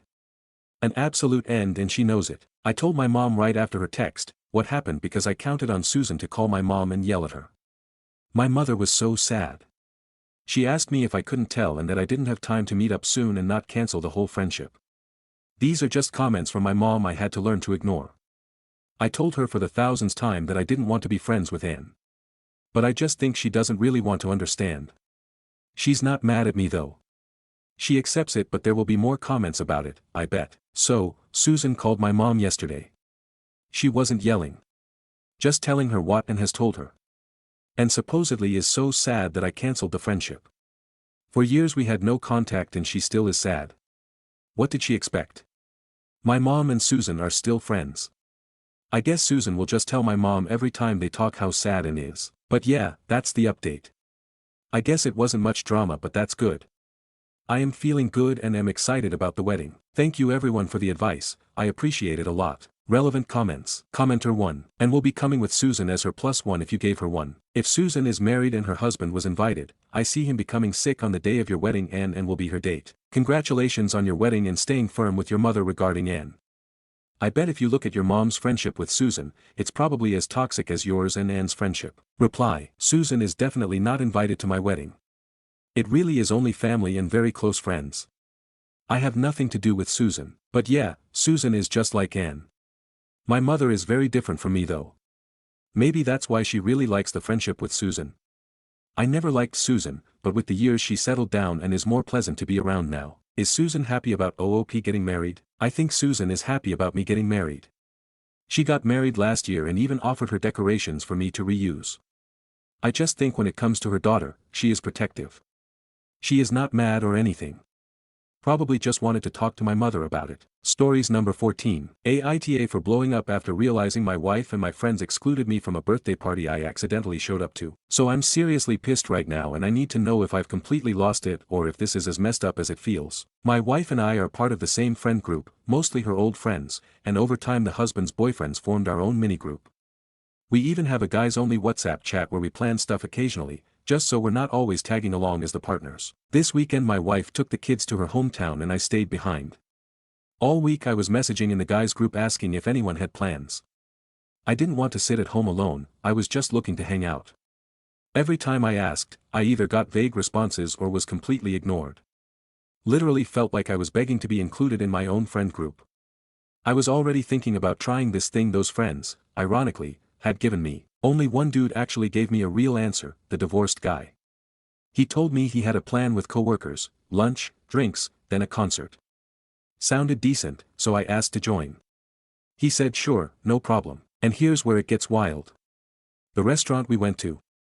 Turns out it was the exact place where the rest of the group, yes, the same ones ignoring me all week, were throwing a surprise birthday lunch for one of the girls in the group. I had no idea. I show up, sit down, and then they all start rolling in. The looks on their faces when they saw me. Like they'd seen a ghost. Awkward AF. And that's when it hit me.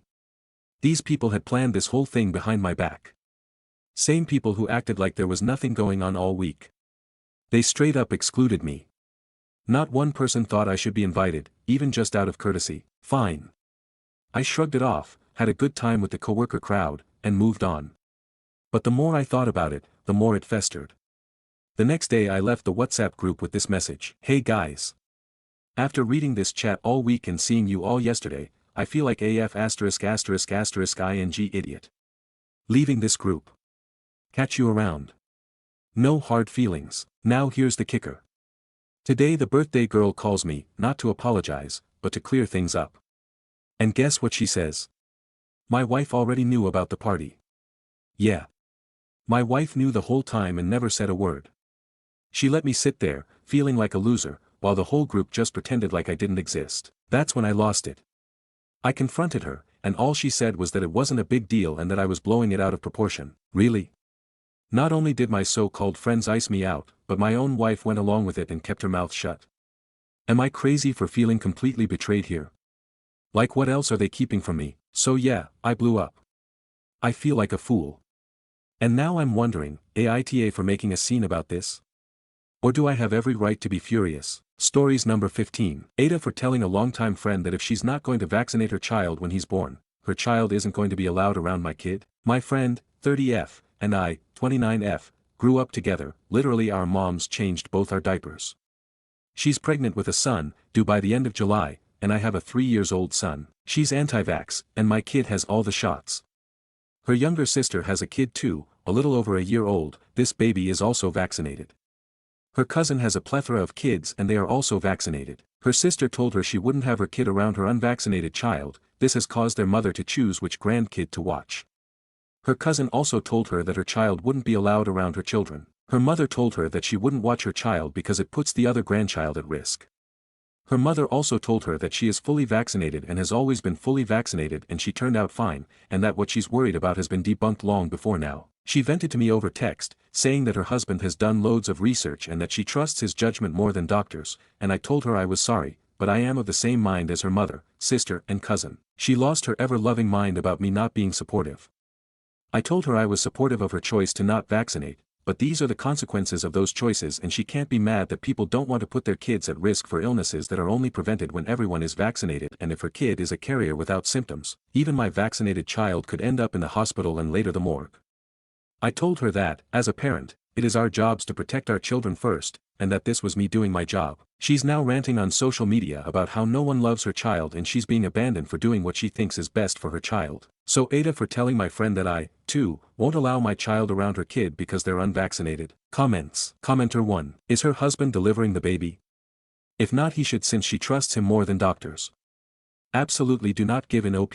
Commenter 2. Yep, she won't trust doctors until her baby is on a respirator in the hospital. Then she'll wish she had listened to every voice telling her what the repercussions would be for not following expert advice. Commenter 3. NTA. She can choose to not vaccinate her kid. You can choose to refuse a playdate between your kids. Her actions have consequences, she has to live with it. Commenter 4. Is she also going to homeschool? The public schools near me require students to be vaccinated. Update. Thank you to everyone who commented YTA and asked if I'm admitting that vaccines don't work. Vaccines are effective greater than 80% of the time, and I highly recommend you go hang out with someone suffering from the illnesses you yourself are vaccinated against and go visit countries without getting the recommended vaccines, and please don't seek medical attention if you get ill from whatever it is. Just because you get the flu vaccine doesn't mean you won't get the flu, it means your chances of being on a ventilator and dying are lowered. Did you know George Washington wouldn't allow you in the military when the flu vaccine first came out? Did you know you are forced to take certain vaccines in the military before you can be deployed to certain areas? Isn't reading scientific journals, travel laws, and history great? To my lovely people asking if I ask about the kids at the park, no I don't, because I expect, because as a society that if you want to be a part of it, you do what's best for your fellow man as well. Which means vaccinating your children. For those asking about Dr. Google husband and her professions, he's a drug dealer and she's a real estate agent. They've been together since she was in 8th grade and she's been told a lot about all his red flags that he's waved long before he became a do-your-own research quack. She's lost many friends over the years due to his terrible behavior and actions towards people in her. This is likely the only baby she will ever have due to private medical reasons that are too distinguishable to put online. But her condition affects roughly 0.3% of people with a uterus, and due to this condition it makes it incredibly hard for those with it to get pregnant or maintain a pregnancy. She didn't even announce she was pregnant until well into the second trimester due to the odds of a late-term miscarriage. So this is her miracle baby. Update-ish, her mom came over with her grandbaby for our weekly playdate. She told me she can't believe how stupid her daughter has become and doesn't know if there's any way to change her mind, but she has found a pediatrician that will take her child and she is planning to homeschool her child. I told her that I wish her daughter the best, but I'm not going to knowingly risk my kiddo's health. She said she completely understands and will keep me updated on how things go, but that she probably not ever meet this grandchild because she doesn't want to risk the other one. So, I have what I have considered my childhood second mom and pretty much everyone else in our circle on the same page. So, thank you everyone for your responses. May your children grow up and live long, happy, healthy lives. Stories number 16. Aita for telling my MIL that she made her choice when she chose to keep seeing my husband's ex. I, 33F, and my husband Tom, 35M, have been NC with most of his family for 3 years. Within those 3 years, I've had twin boys, which has made my MIL try to get back in contact with me. There's a lot of history, but here's a brief summary of why Tom and I are NC, and it all revolves around Tom's ex, who we'll call Talia. So, I am Indian American, and Tom is white. He comes from a pretty traditional family, and grew up in a small town. Talia was MIL's best friend's daughter, and they were the small town romance everybody envied. However, upon meeting in college, Tom and I just clicked on a platonic level, and to be honest, I didn't even have feelings for Tom until 4 dates in. I guess you could say he had an emotional affair, but he never did anything physically romantic until he broke up with Talia. Talia, of course, remained in contact with his family since she had been, according to MIL, the daughter she always wanted. Keep in mind, Tom has a sister. But, Talia is more of a homemaker, while my SIL, who is an absolute angel, and I had always been more career-focused. Talia had been at every holiday, family gathering, and get-together since the very start of the relationship, and at first I paid it no mind. I was civil to Talia because MIL made it clear Talia mattered to her, despite Talia's blatant distaste and disrespectful attitude towards me. That changed at my weddings. We had 2, and my parents footed the bill for both. The dress code was simple, aside from the obvious no white wedding party colors rule, and nobody was supposed to wear red. I am well aware that red means you slept with the groom, but more importantly, red is a bridal color in my culture. I wore a red lehenga and sari to my Indian wedding, which she wore an eggshell, off-white, dress to. Keep in mind, white is worn at funerals to represent purity in my culture. That got my aunties and cousins talking, but I still had a blast since I really didn't care. I did care when she showed up to the American ceremony, in a floor-length, apple red gown with a slit going up the leg. It was a bridesmaid's dress, and it violated the dress code. My SIL, along with Tom, went to tell her to change. She did leave after having a hushed argument and came back in a tea-length green gown. I assumed she just wanted to see if she could get away with it. Apparently, my aunties saw this too. Which meant Talia was subjected to stares, whispers, and backhanded giggle fits throughout my whole American wedding. It made Talia feel embarrassed and she cried to MIL, who went to me and told me to keep my kind in line. To this, I crossed my arms and told her that maybe Talia should have stayed in her lane, that she knew not to wear red for multiple, but mostly cultural, reasons, and it wasn't my fault my family is shaming her. It isn't my fault she became cannon fodder for my gossiping gaggle of a family. Yes, I said those words since that is what my aunties are. Those were the consequences of her actions. Tom and SIL backed me up, and MIL left with Talia before dessert. The next day there was a social media post from Talia, crying about how she was exiled from her best friend's wedding because the bride was jealous. I made a post back, telling her that she wore red, knowing how inappropriate it was. How her best friend is her ex, and to not sugarcoat what she did. I then tagged my MIL in a separate post with screenshots of Talia's post and told her this was the last straw, and that I had been disrespected by Talia from the very beginning of my relationship, and that now that I was her DL, she needed to keep Talia away from family events and holidays since she doesn't respect my husband and I. I didn't care if they still went on weekly shopping sprees or spa days, just keep her away from Christmas and BBQs. Talia removed her post after being publicly called out. MIL was good on this compromise until 3 years ago, after Talia came to Thanksgiving with a pie and a plastered smile, a Thanksgiving that I was hosting. She said something along the lines of MIL invited me and I wanted to make sure MIL can actually eat something, since I know you tend to cook ethnic food. I slammed the door in her face, went over to MIL, and told her she could leave with Talia, who I just slammed the door on. Tom looked at his mom, who had this deer in the headlights look. She tried to sputter excuses, and my FIL tried to defend my MIL, but Tom stood firm. He said they had lost access to him, and any extension of him, since they chose Talia. My in-laws, aside from Sal, left, and we haven't spoken since. Fast forward to last week, I got a text from an unknown number, and it was Mil. She said she saw a picture of my boys from a mutual friend's post, and wanted to reconcile. She said she'd keep Talia away this time, and that ever since she got cut off, she's been in minimal contact with Talia anyway. Her Facebook begs to differ. I told her as much, saying I knew BS when I smelt it, and she made her choice. I told Tom about it, and asked if he missed his family. He shrugged, saying he doesn't care, and it's been relieving not having his mom around. He's the youngest son of 3, so he was always the baby boy. But, I have since received text from my BILs, their wives, and my FIL begging for a second chance. She always wanted to be a grandma, and I do feel like I'm robbing her of a chance. Her other sons haven't had children yet, and SAL cut her off when we did. But, you can't undo nearly a decade of disrespect with wishes and wants. And Talia is still in the picture, so I'm skeptical about how long that promise will last.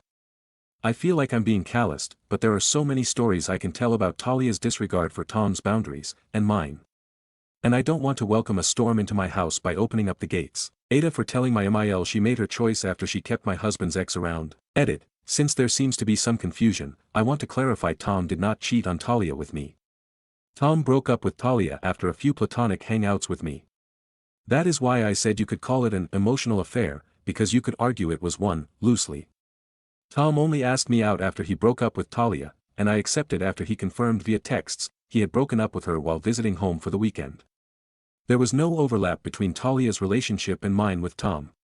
So, for everyone who thinks I was other woman and the reason my Mil hates me if because Tom cheated on Talia, no he didn't. Stories number 17. My parents are distraught that I'm getting married. I, 23M, have been together with my fiancé, 22F, for almost 5 years now, engaged since January 2023, and she's the first person I've ever had a romantic relationship with. We're planning on getting married in summer 2025 after my fiancée finishes her teaching credential. Background. For the entirety of our relationship, my parents have made little to no effort in getting to know my fiancée. The only time she was invited to our home was when she offered to take care of me the day I got my wisdom tooth surgery. To this day, they haven't made any attempt to meet her parents despite all the invitations they've extended to my parents. On the other hand, my fiancé's parents have welcomed me with open arms.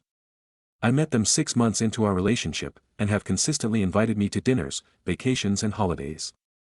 They even let me live with them while I finished my degree because of the toll my family dynamic was having on my mental well-being. The conflict between me and my parents. Ever since I told them I was planning on proposing, they repetitively tell me that I'm making a monumental mistake choosing to marry her.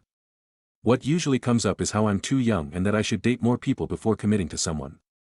They even try to gaslight me with conspiracies of why she's marrying me, saying things like, her parents might be coercing you with their wealth to marry their daughter, she's just using you to live out her fairy tale wedding, and you just give her everything she wants and as soon as you stop she'll leave.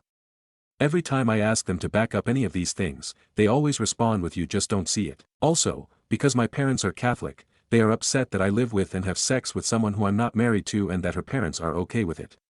It's almost always brought up whenever they try to deface my fiancée and her family. How I'm handling this right now. What confuses me the most is that my parents, through everything else, have always been supportive of me. They always tell me that they love me and that they want what's best for me. Our dynamic has improved drastically since I was in college, and I enjoy coming home to visit them. This makes me feel so conflicted because I love my parents, but I can't help but feel manipulated and betrayed by the way they talk about my fiancée and her family. My fiancée is my best friend and I love her like no one else. I couldn't care less that she's the only romantic partner I've ever been with because I don't want anyone else. We respect each other, we trust each other, we want what's best for each other, and we communicate everything with each other. Her family is no different. They treat me like family and love me like their own son. What frustrates me the most is that my fiancée and her family are some of the best people I've ever known in my life, and if my parents just made an effort to meet them, they'd see how wonderful they are. At this point, I've given up trying to reason with my father on this because he doesn't even listen to what I have to say, so I've been trying to help my mother understand what my fiancé means to me and what I see in her. Even though she seems to listen and think about what I say, she'll revert back to the same mentality within a week. In the most recent conversation I had with my mother about my wedding, she told me that the thought of me marrying my fiancé makes her feel distraught, and that makes me sick. How I feel about the future. Despite everything, I still want my parents to be part of my future. Although I resent my parents for putting me in this position, the thought of losing them over this is equally devastating to me. Nevertheless, Part of me wants to quit trying and let my parents isolate themselves from my future, but my fiancée and her family still want my parents to be part of our marriage and our future, despite everything my parents have said about them. As I begin planning my wedding with my fiancée and her family, this eats at me every single day. Part of me feels like I haven't tried hard enough to change my parents' perspective to justify cutting them out of my future, so I keep trying. At the same time, every day I spend with my family makes me feel guilty for loving people who say and feel such heinous things about my soon-to-be wife and in-laws. I don't know what to do. Relevant comments. Commenter 1, you can't control your family. You've presented them with opportunities to change their perspective and be supportive of your relationship, and time again they show you they're unwilling or unable to change. Mourn the relationship you wish you had with them. But for your own mental health, stop trying to change them. If they come around, they will let you know. Until then, don't go out of your way to let them into your life. It sounds like your in-laws are lovely people truly deserving of your love and time. Embrace them, lean on them, and cherish those relationships. Reply, yeah, I just have a hard time accepting that they really feel this way. I made it clear with my fiancé that I wouldn't let them get in the way of our wedding and every day after that. Thank you for the kind words and advice. OOP on his extended family supporting. Reply, my grandmother, mom's side, supports me getting married. She married my grandfather, first love, at 19 and stayed married until he died 6 months ago, so she understands how I feel. I've been trying to visit my grandma with my fiancé more frequently to help build my grandma's relationship with her. She's the closest person to my parents and the closest family to me, so I think it's a step in the right direction regardless of what comes from it. Thank you for the kind words and congratulations on your successful marriage. Commenter 2, your parents don't love you in a healthy way. They see you as a possession and have decided that you must stay just theirs. They don't want you to marry anyone. In truth, they're pretending to love with the intention of stopping you from ever moving out. You mustn't listen to them at all. Get married, have a life, but don't expect your parents to be a part of it. If they do meet your fiancé's family, they will probably be rude and or ignore them. Reply, yeah, this is an unhealthy form of love. I've told my fiancé something similar, that the way my parents feel is not about her, but rather about me getting married in general. I won't let my parents anchor me. This isn't the first time I've had to go against their wishes to do what's best for me, and I won't stop now. This is just the most impactful one on my life. Update. Shortly after I made the original post, I decided to set a boundary with my parents.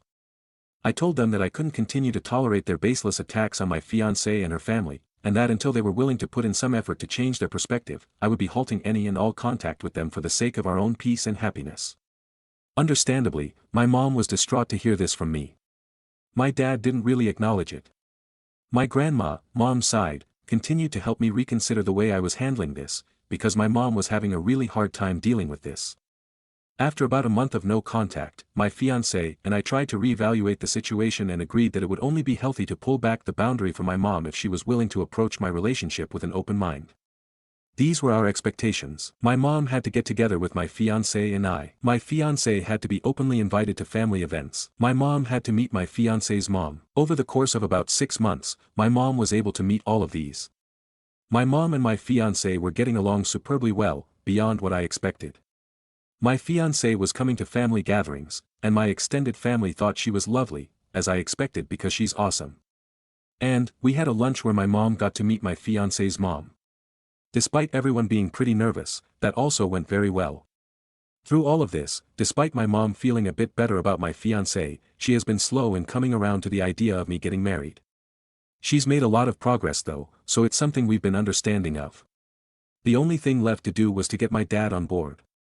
I knew that would be tough from the get-go, but I was expecting my mom to help guide his perspective as she developed her own. With 2.5 months until the wedding, I decided to visit my parents and touch base with my dad about how he's feeling in terms of my relationship and getting married.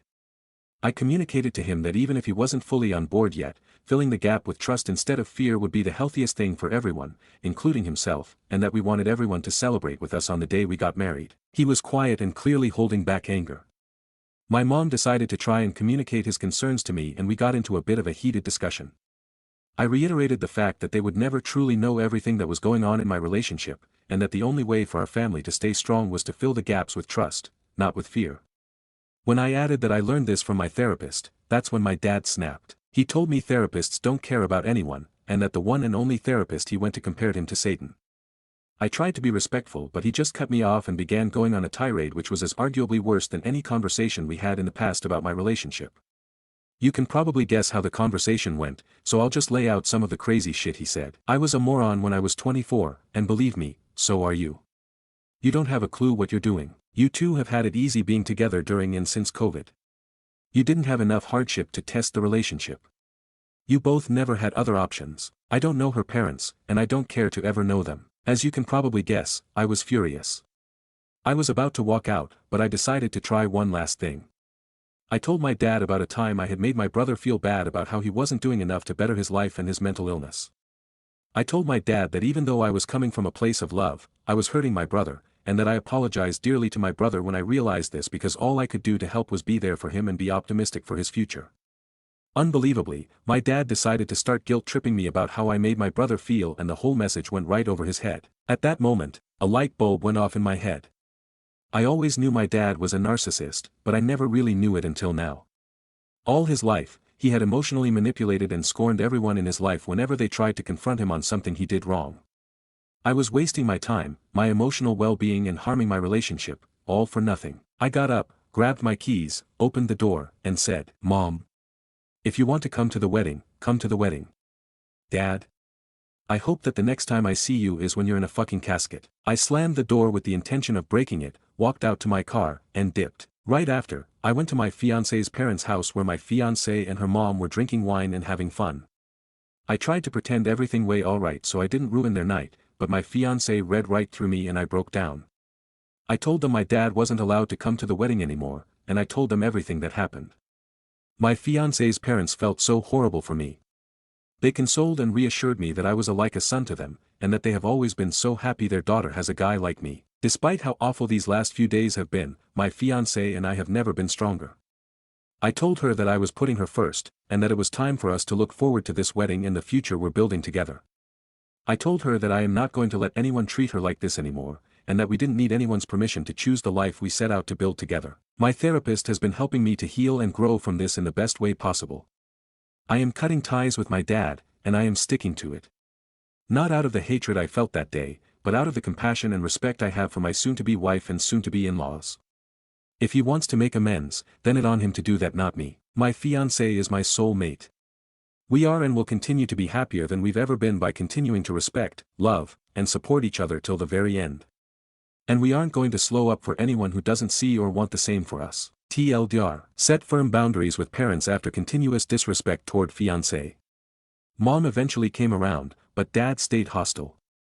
Attempted a conversation with dad escalated into insults and emotional manipulation, causing realization of his narcissism. Ended relationship with dad, reinforced commitment to fiancé, and are now prioritizing our happiness and upcoming wedding. Relevant comments. Commenter 1, hey, happy to see you sticking up for yourself and your fiancé. You did the right thing, even though it was hard. Sorry your dad sucks. I can't imagine what it took to do that, but you did it and you can be proud of that. Reply, it seems that the right thing is rarely the easy thing. The easy thing feels better today but worse tomorrow. The right thing feels worse today but better tomorrow. It gives me confidence that I picked a good partner when I've gone to lengths I never have before for anyone else in my life. Commenter 2, is your dad sorry he married your mom? You said he's a narcissist, so maybe that's all there is to it, but it struck me as a strange thing for him to say, in front of his wife, no less. Reply, it's funny you ask that, because on multiple, separate occasions in the past, my dad has told me privately that he contemplates whether or not he made a mistake getting married to my mom, and my mom told me privately that he expressed this to her during their honeymoon. That always made me feel sick. Their relationship is highly dysfunctional. I could dedicate a book to that alone. Commenter 3, honestly, it's nice of you to care so much about your fiancé and in-laws but continue no contact with your father for yourself. He may be currently focusing his ire on them, but he sounds like a terrible person all around. I can't imagine he was ever a very good influence or role model or father with the way he behaved during that conversation. He sounds straight up abusive, and you deserve to be protected from him just as much as your fiancé and in-laws. No one deserves that treatment. Reply, like any story, there's always more under the surface. I wouldn't say he is an awful person all around, but he is definitely a broken person. He was pretty horribly abused as a child. I think that in addition to bad experiences in adult relationships, it has caused him to be highly driven by fear, and it completely clouds his judgment and thinking. Having said that, it's caused his overall influence on me to be negative, and it's something neither I nor my partner are willing to be exposed to. Stories number 20. AIO for not telling my husband his mom texted me you're ruining our bloodline until after the baby was born. My husband, 30M, and I, 28F, just had our first child 2 months ago. We're happy, healthy, tired, all the usual new parent stuff. Here's the issue, I'm mixed, black and Korean, and my husband is white. His mom has always been, let's say, awkward about race. Passive comments, weird jokes, backhanded compliments. When we announced the pregnancy, she got weird. A week later, she texted me, not him, and said, I hope the baby favors our side. You're already diluting the bloodline. I never replied. I blocked her number and didn't tell my husband.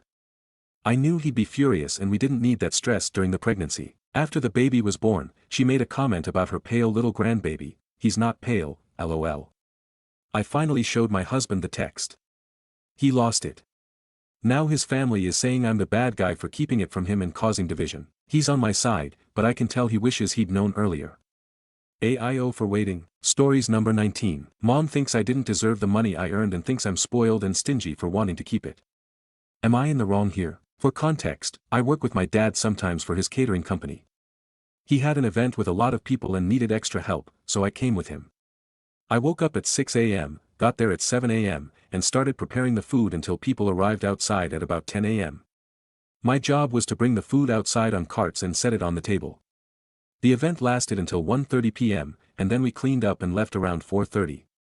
It was a lot, but honestly, it was nice to be able to help out and do something important. Later that day, my dad gave me a $100 bill for helping out, and as expected, my mom freaked out and said I didn't deserve that much money and said to give it to her instead. This is basically how the conversation went. Mom, squinting, where did you get that from? Me, Dad gave it to me for helping out at the catering event today. Mom, $100. That's way too much. You don't need that much money. Me, I woke up at 6 a.m., worked non-stop from 7 to 4:30. That's 9 hours of work. Mom, still. You're just a helper, not a full employee. You should give that to me so it's not wasted. Me, what? No way. I earned it. Dad gave it to me. Mom, you live under my roof. That money should go back to the family. Me, and I just helped feed like 500 people today. I think I can keep one bill without it being seen as a crime. Mom, stares at me like I'm crazy. I just want to be able to have my own money and my own stuff. It just feels good to have something that I paid for. I've had so many times where she'll break my things or take my money because I didn't buy it myself. Now today she's talking about it again, says I've always been spoiled and that I'm just being stingy for not wanting to give money to her, my mother. Most of me feels like I should have the money, but now my dad has done a complete 180 and says I should give the money back as well. So I don't know if I should just give it back so things don't escalate for no good reason, or if I should just keep the money I worked for. Top comments. Commenter 1, you should not give the money back, you earned it. I am sorry that this is happening to you. Do you have another trusted adult who can keep the money for you? Commenter 2, this is going to set a precedent if you give it to her OP. She will always have a reason for you to give what's yours to her. F that noise. Tell your dad too. Commenter 3, tell your parents that if they force you to give the money back, you will no longer assist with your dad's business. Commenter 4, I'm sorry that your parents are so horrible. Hide the money somewhere that they won't find it. Maybe pull up the insole on your shoe and tuck it in there. Then tell your dad that you thought that he was teaching you a valuable lesson about working hard for what you want and being paid for an honest day's work. But now you realize that he feels it's perfectly acceptable to lie to workers and then cheat them out of money that they earned. That $100 doesn't even cover minimum wage. Your father sounds like a spineless wimp who caters to the whims of your horrid mother. Please find other role models. Do not grow up to be like them. Also, the next time your father asks you to work with him, tell him no. ETA, you don't give your age, but you need to get a job as soon as you're able and get out of that house. And never give them a penny of your paychecks. Update. So, it's been almost 2 weeks since all that went down, and I figured I'd update. I ended up spending a little bit of the money at a local bookstore. I got a couple of books I'd been eyeing for a while. It felt nice to treat myself with something I earned.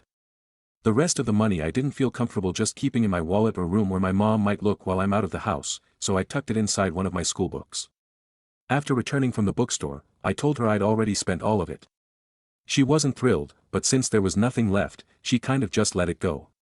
I hated lying, but honestly, after how quick she was to try and take it from me, I felt like I didn't have much of a choice. It sucks feeling like I have to hide what I earn just to keep it safe, but at the same time, I think it made me realize how much I like doing things myself and being able to buy my own things, even if it's just a little money. Top comments. Commenter 1, I'm glad for the update and that you were able to keep the money for yourself. I do recommend that you get a bank account your parents don't have access to.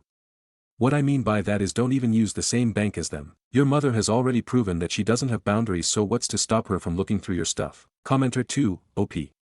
Your mom thinks she's entitled to your money because family. This is not true. Please remember this when you have a job and are earning a wage, because she's going to try again and you don't owe her for raising you. That's literally her legal obligation once she decided to have a child. Commenter 3, in the future, never ever tell that woman about any new money you earned, or anything you bought for yourself unless you want it taken destroyed. Commenter 4, I'm glad you didn't give it to her. Now, IMO, since your dad backtracked and said you should give the money to her, I would no longer work for him. Tell him why too. That was totally unfair to do to you. Stories number 21. My cancer returned and my husband was happy about it. I learnt I resent him and he now disgusts me. I was treated for an aggressive form of ovarian cancer, had to get one ovary and fallopian tube removed and had 2 rounds of chemotherapy in 2024. I have always been timid, been married 8 years now to this lying, cheating, stealing mofo and done everything I can for him, his parents and extended families. It's an Indian thing. I was supposed to go to a concert today, but last minute we found out on the scans that my cancer had returned, this time in my right fallopian tube. So, surgery it is to have a full hysterectomy now. All this asshole did was smirk and tell me he's no longer going to have to worry about me going to the concert alone. I bought both our tickets, been telling him for months that I wanted to go and all he had to do was show up with me. 3 months of me just telling him this. He said we'll see, and he last minute says he doesn't want to go because it is a standing event. This asshole of a man has cheated on me, stolen money I earned and lied to me about his finances, physically abused me at times as well, gaslighting me into thinking it was accidentally done. I'm here now at the hospital ER, being kept for an observation overnight. I had an infection that needed 4 antibiotics. He didn't even have the decency to offer to stay the night at the hospital with me. Because of financial reasons, divorce isn't an option right now. I need the insurance for the treatment and we live with his parents, so I have a roof over my head. There isn't anything I've not done for him. There was a time I was earning a lot of money, way more than him. I bought him an Xbox Series X and a Series S. I also bought him the disc and digital editions of the PS5. I've cooked and cleaned despite undergoing cancer treatment when Mr. 35-year-old mama's boy who has never done laundry his whole life, nor can he cook to save his life, nor has he ever cleaned a dish or the toilet, and his mom made me cook for family events, festivals, clean up after him, and never till this day did I ever even got a thank you for my efforts. Despite all this, he literally smiled and laughed at the fact that my cancer returned. What a horrible thing to do to your wife. Given it's an unconsummated marriage and we've never been physical or intimate, I shouldn't expect much. But the way he smiled and laughed, and then the happiness behind his logic of how now it's going to prevent me from going to the concert, was absolutely disgusting. I truly resent this man, and trust me, after having been pushed this far, I swear if I could get away with it, I would have harmed him. I find this man so disgusting, so sick. Sharing a bed with him feels like a death sentence. Stories number 21. Aita for not bringing the women on my family to wedding dress shopping. I am gonna be clear, if my father didn't want a wedding, me and my fiancé would not be dealing with the preparation. I, 30F, have 2 brothers, 2 sisters, and I am the middle child. My older sisters are twins, 34F, and both them and my mother has always been really into girly stuff, me not so much. My brothers are 25M and 21M. My mom, 59F, is into every stereotypical thing that women generally like. She likes dresses, house chores, yes she does, cooking, tea time with her girlfriends. Me not that much. The problem I have, is I hate these things. Growing up I have always been a tomboy and I was mostly a daddy's girl. My dad, 61M, is a mechanic who also sells spare car parts, and I love working with him. Even still I sometimes help him even though I work as an engineer in an agricultural machinery company. My mom is still not happy with my profession or my life choices, but she begrudgingly accepted it when my father put the divorce as a possibility on the table after she tried to make me wear a frilly dress to my high school graduation. She was always persistent about me looking as a pretty girl, but I hated that aesthetic. Right now though, I have long beautiful hair and I realized I liked wearing other stuff than button shirts and jeans when my mom wasn't there. I met with my fiancé when he was an intern at my company in the accounting department. He is younger than me, 26M, and this was a big problem for my mom, but she didn't try to intervene after I told her to back off. She also didn't like the fact that my fiancé is an orphan and his family history is unknown. Last month my fiancé proposed to me and we decided we will get married within this summer, so the wedding preparations have been hectic. Luckily my father is paying all of the expenses. He said you're doing this wedding for me so I have to pay it. He is also considerably well off, and we have managed most of the venue-related stuff, but my wedding dress has been a hot topic in the house. My sisters both had really princess dresses and I hate that kind of aesthetic. I would possibly wear something more plain, and I even think of having a veil that is like a hat. I also don't want a veil. My mom on the other hand is really insisting on gowns that I hate. So last week I had enough and I called a boutique which is known to make alternative wedding gowns. I called my dad plus my brothers and we went there. It was a lot of fun. We brought some whiskey, champagne and Jaeger with us. We have gotten tipsy while I was trying wedding dresses with the staff, and we have found a gown that will suit my father's leather jacket from the 1980s. At the end my fiancé also joined us and we had a blast. When we were tipsy the alcohol got better of my judgment and posted myself wearing the wedding dress and the jacket, saying here comes the bride with fire emojis. Well, my mom and my sisters threw a fit next day and they started to complain about I don't include them to anything at my life. I am ruining my life with a guy that is far unsuccessful than me. I am currently in managing position while doing my PhD, and my fiancé works as an accountant in a small agricultural company which he doesn't have any plans to leave anytime soon. I got fed up because I was hangover and cranky. I looked at my mom and said, you and your princesses have each other. Maybe try to be nice for once and don't bother yourselves with other people's business. And left the house to meet with my fiancé. My dad thinks they deserve this warning, but my fiancé thinks they are just nosy people and I should be the bigger person. Relevant comments. Commenter 1. You're off the rack if the wedding is this summer. Bad AI. Reply. Girl, not everywhere is a busy city and also not the US. Most of the people in my country buy their wedding dresses 2 to 3 months before the wedding. Commenter 2. NTA. Dad sounds pretty awesome. I'd definitely see if he can help run damage control since he understands this wedding is only happening because of him. That said, supporting you at every turn and trying to make the experience as positive for you as possible is a W for Dad and even your brothers who went dress shopping with you. Obviously mom wields very little power in your household since trying to pick your dress in high school almost got her divorced. Normally I'd say this a bad thing or red flag, but in this case though your dad is just being awesome and picking you his daughter over his wife about boundaries. Reply. I am sure my dad never meant to go all the way for divorce at that time, but my parents love each other deeply, so even the thought of divorce made my mom stop, I think. Update. Aita for not bringing the women on my family to wedding dress shopping. First of all, my mother is not the women we all thought.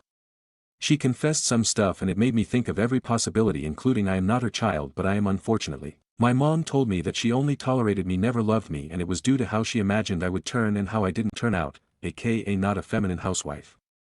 You were really unlovable. I tried really hard, but you always pushed me away, so I gave up after you turned 18 and just tried to fulfill the cultural obligations. At that point I asked her then why you angry were when I didn't take you to shopping. She said coldly, because you made me look like a fool. It is not due to being left out. A woman's worth is determined by how others see her. This is the thing you don't understand. At that point my father told her you are not the women I fell in love with, and even this didn't make her raise her eyebrows. She looked at me and said, I hope you have a wonderful life but away from me. Then she looked at my dad and you will hear from my lawyer about the divorce. She packed a suitcase and left the house she inherited from my grandparents. It was cold and calculated. My dad is a huge mess, but my sisters, thank God they apologized to me after I had blasted to them, really held our dad. My dad is currently with one of my sisters and my brothers are also checking in daily. I am dealing up with the wedding stuff, and since my fiancé is orphan, I am the only family he has. Luckily my dad is not unstable, just sad and tired. My siblings are also no contact with my mom and they all told they are disgusted by her. I think my mom was a little bit startled, but she didn't break her composure when my siblings went to see her. At least this is what my siblings say. The wedding is going on full force. My sisters will bring me down the aisle with matching dresses and my father will bring my fiancé down the aisle. We are still in shock and I don't know still how to process, but we will go through. Relevant comments. Commenter 1. Your mom's logic makes no sense. She tells you a woman's worth is how she is viewed by others, so she then goes on to alienate all of her children to the point everyone is NC. Won't your sisters cutting her off be like her death socially then, because if even they cut her out it must be bad. Just doesn't make sense. She is all worried about her image and optics and then the next minute she does more damage herself than you could ever do. I hope you have a wonderful wedding. Commenter 2. Probably thought her girly twins would side with her. Just puzzled why she escalated to divorce. Commenter 3. OP's mom seems perfectly willing to not love her family at all but stick around for appearance's sake.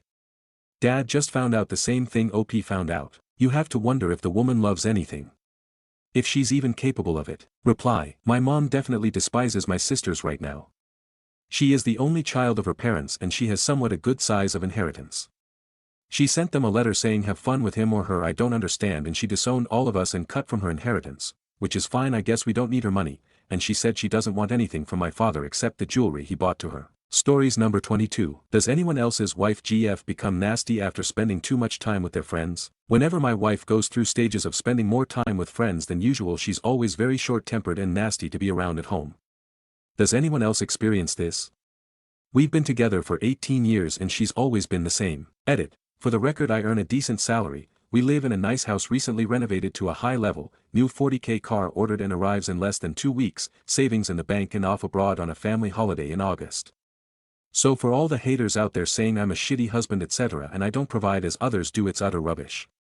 I'm caring and understanding and supportive towards her and the kids. So absolutely no reason for any type of jealousy. I also never question my wife's whereabouts or have any issues controlling her at any time she wants to be around friends. She has her own life as well as our married life. Like I've stated this has always been an issue in our relationship. It's like she struggles to adjust back to family life when returning home. I don't need all the hate people are throwing around on here making false assumptions and accusations that I'm abusive etc. It's just not helpful at all. But I would like to thank the people that have commented in a helpful and positive manner. It's definitely helped me to see things from a different perspective so thank you. Stories number 23. Aita for refusing to move out of the house my late grandmother left me, even though my cousin is homeless now. So, I, 29F, recently inherited my grandmother's house. We were very close, and she legally left it to me in her will. It's a small 2-bedroom cottage just outside the city, and I've been living there for about 4 months now. Enter my cousin Laura, 34F. Laura and I were never particularly close growing up. She's always been the golden child of the extended family, cheer captain, valedictorian, the whole thing.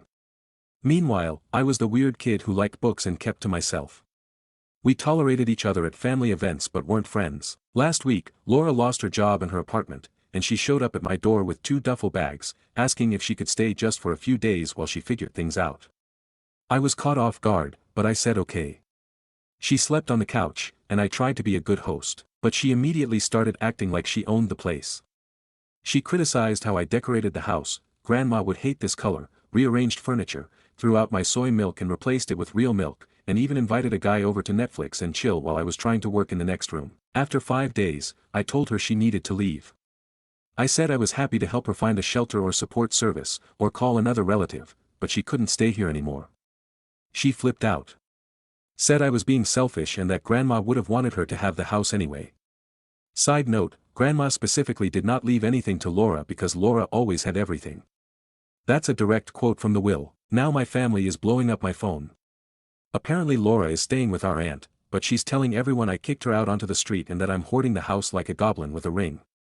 Her actual words. Some relatives say I was right to draw boundaries, others say I should have let her stay longer because she's family.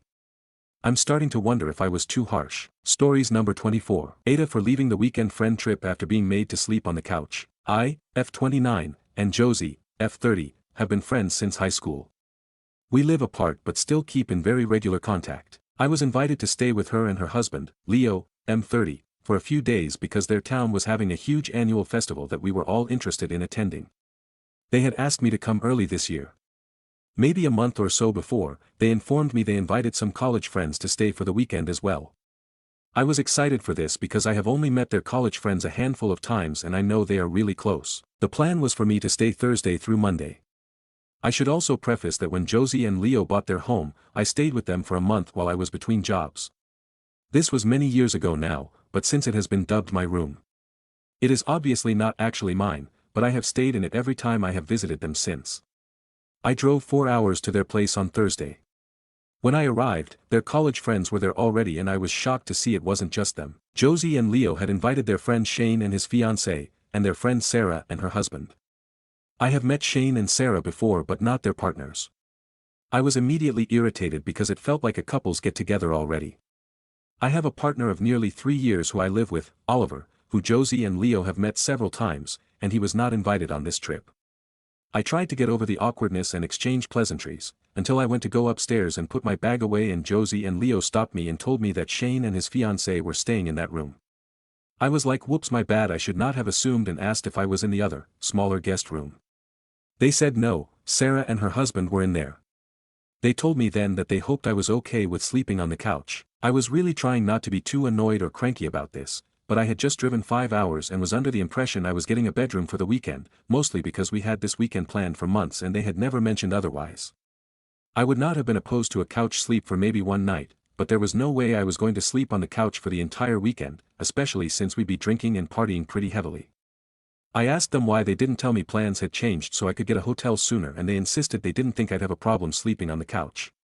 Apparently Sarah and her husband were planning on getting a hotel but waited too long and couldn't find an affordable one last minute. At this point I was really irritated, both by the partner situation and the sleeping arrangements. I called Oliver and he was upset for me. We both looked for hotels in the area but could not find anything affordable for the entire weekend. I told Oliver about the couples and he was annoyed to not be invited, since he likes Josie and Leo a lot.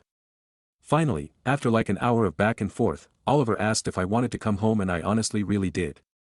I privately told Josie and Leo the first was uncomfortable by the situation, wished everyone a good weekend, and drove back home. I got a call Saturday morning from Josie and she said she was really disappointed that I had acted so rashly and she wished that I had stayed. I told her that I didn't understand why she didn't update me on the sleeping situation as soon as she knew about it, and she told me the only reason I was booted to the couch is because Sarah and her husband both couldn't fit. So then I asked her why she didn't invite Oliver if she had invited the other couples, and she just said sorry they hadn't thought about it. I told her that I was upset and hurt by the situation and I didn't regret leaving. I received another message from her last night saying everyone had left and she was really disappointed in me and that I ruined her weekend because she was upset the entire time. I am starting to feel bad and also FOMO from not being there. I had been really looking forward to the festival and hanging out with everyone. Anyway, Aita for leaving. Edit. As I am reading through the comments I am untangling some of the feelings I was having. I am upset by being assigned to the couch, especially because it was last minute and I was not told beforehand. An entire weekend of partying with an uncomfortable sleeping arrangement and no privacy really sounded miserable. I am not 22 anymore, but I do think I am more upset about Oliver's exclusion and just didn't piece it together, really held on to the couch as an excuse. It really did feel like it was made into a couple's weekend and somehow Oliver and I were excluded from that. I hated immediately feeling like the seventh wheel. Edit 2. I did not know Shane and Sarah's partners were going to be there literally until I walked in and saw them. Comments. I assumed I had a bed because the original plan was for me to have a bed. When we made the plans in January, we both confirmed I would be staying in a guest room. Shane and Sarah were added to the trip early April, and it wasn't until Sarah and her husband informed them they couldn't find a hotel, which, to me understanding was like a week before the trip, that Josie moved around sleeping arrangements and didn't tell me. We have been friends for 15 years, I know they are good people. I hate that we are upset with each other. I would really love for us to move past this. When we made the plans back in January it stemmed from Josie and I seeing the event advertised and agreeing it sounded fun. She invited me to come stay with her for the weekend. Her husband would be there, obviously, but it was definitely meant to be a girls' weekend, which we do at least once a year. I presented it to Oliver that way and he told me to have fun. As far as I am aware, at some point Leo suggested inviting Shane, their college friend, which Josie told me about. She also mentioned that Sarah might be joining as well since she'd heard about the event and was interested. At no point did Josie or Leo mention Shane and Sarah would be bringing their partners or that sleeping arrangements would change. I have met Shane and Sarah maybe 3 or 4 times in the last 7 years, I don't even have their cell numbers, so I have no idea what happened between them and Josie and Leo planning-wise. I knew Sarah was married but didn't know Shane had just gotten engaged. So, I was invited by Josie for somewhat girls' weekend, and then eventually Leo invited Shane, I assumed to have a guy friend, not be a third wheel, and then Sarah too. The weekend just had the vibe of a bunch of friends getting together. I 100% would have invited Oliver or asked if he could come if I knew Shane and Sarah would bring their partners. The reason I mentioned my room is only because it had been established that I'd be staying there early on in the planning. I know I am not entitled to the room, it is their house, and I would not have had any problem not staying in that room. I also would not have had a problem getting a hotel if I had been informed of the sleeping arrangements beforehand. At the point of me finding out, Thursday afternoon, a large majority of the hotels in the area had been booked for the festival and the rooms I could find were at least twice the price they normally were and no hotel I called had consecutive availability for the weekend. I am sure this is the same problem Sarah and her husband ran into when they tried to book. Notable comments. Commenter 1. Your NTA at all in this situation. Your friend's parting comment about they just didn't think about it shows exactly who they are. They are thoughtless, careless people who didn't give 2 hoots about your comfort, your inclusion, or your inconvenience. They are people without common sense or empathy. And then after you very properly and rightfully showing them the boundary that they crossed, they attempted to blame you for being rash instead of choosing to look at their own behavior. These are not serious people and they are not serious friends. They also demonstrated to you where you fit in the hierarchy of their lives, which is way under their college friends. I'm really sorry about all of this. You are owed an apology and it doesn't look like you're going to receive one. You did nothing wrong and I hope you'll be able to see past the narcissistic guilt trip they are laying on you and realize that. Commenter 2. You confirmed when plans were made that you had the bedroom. She changed the plans without telling you, and invited other spouses but not yours. Then, knowing it would be a party weekend, she assumed you'd be fine with zero privacy the entire time, again without telling you. Then, adding salt to the wounds, she blames you for making her feel bad. Girl, get a new friend.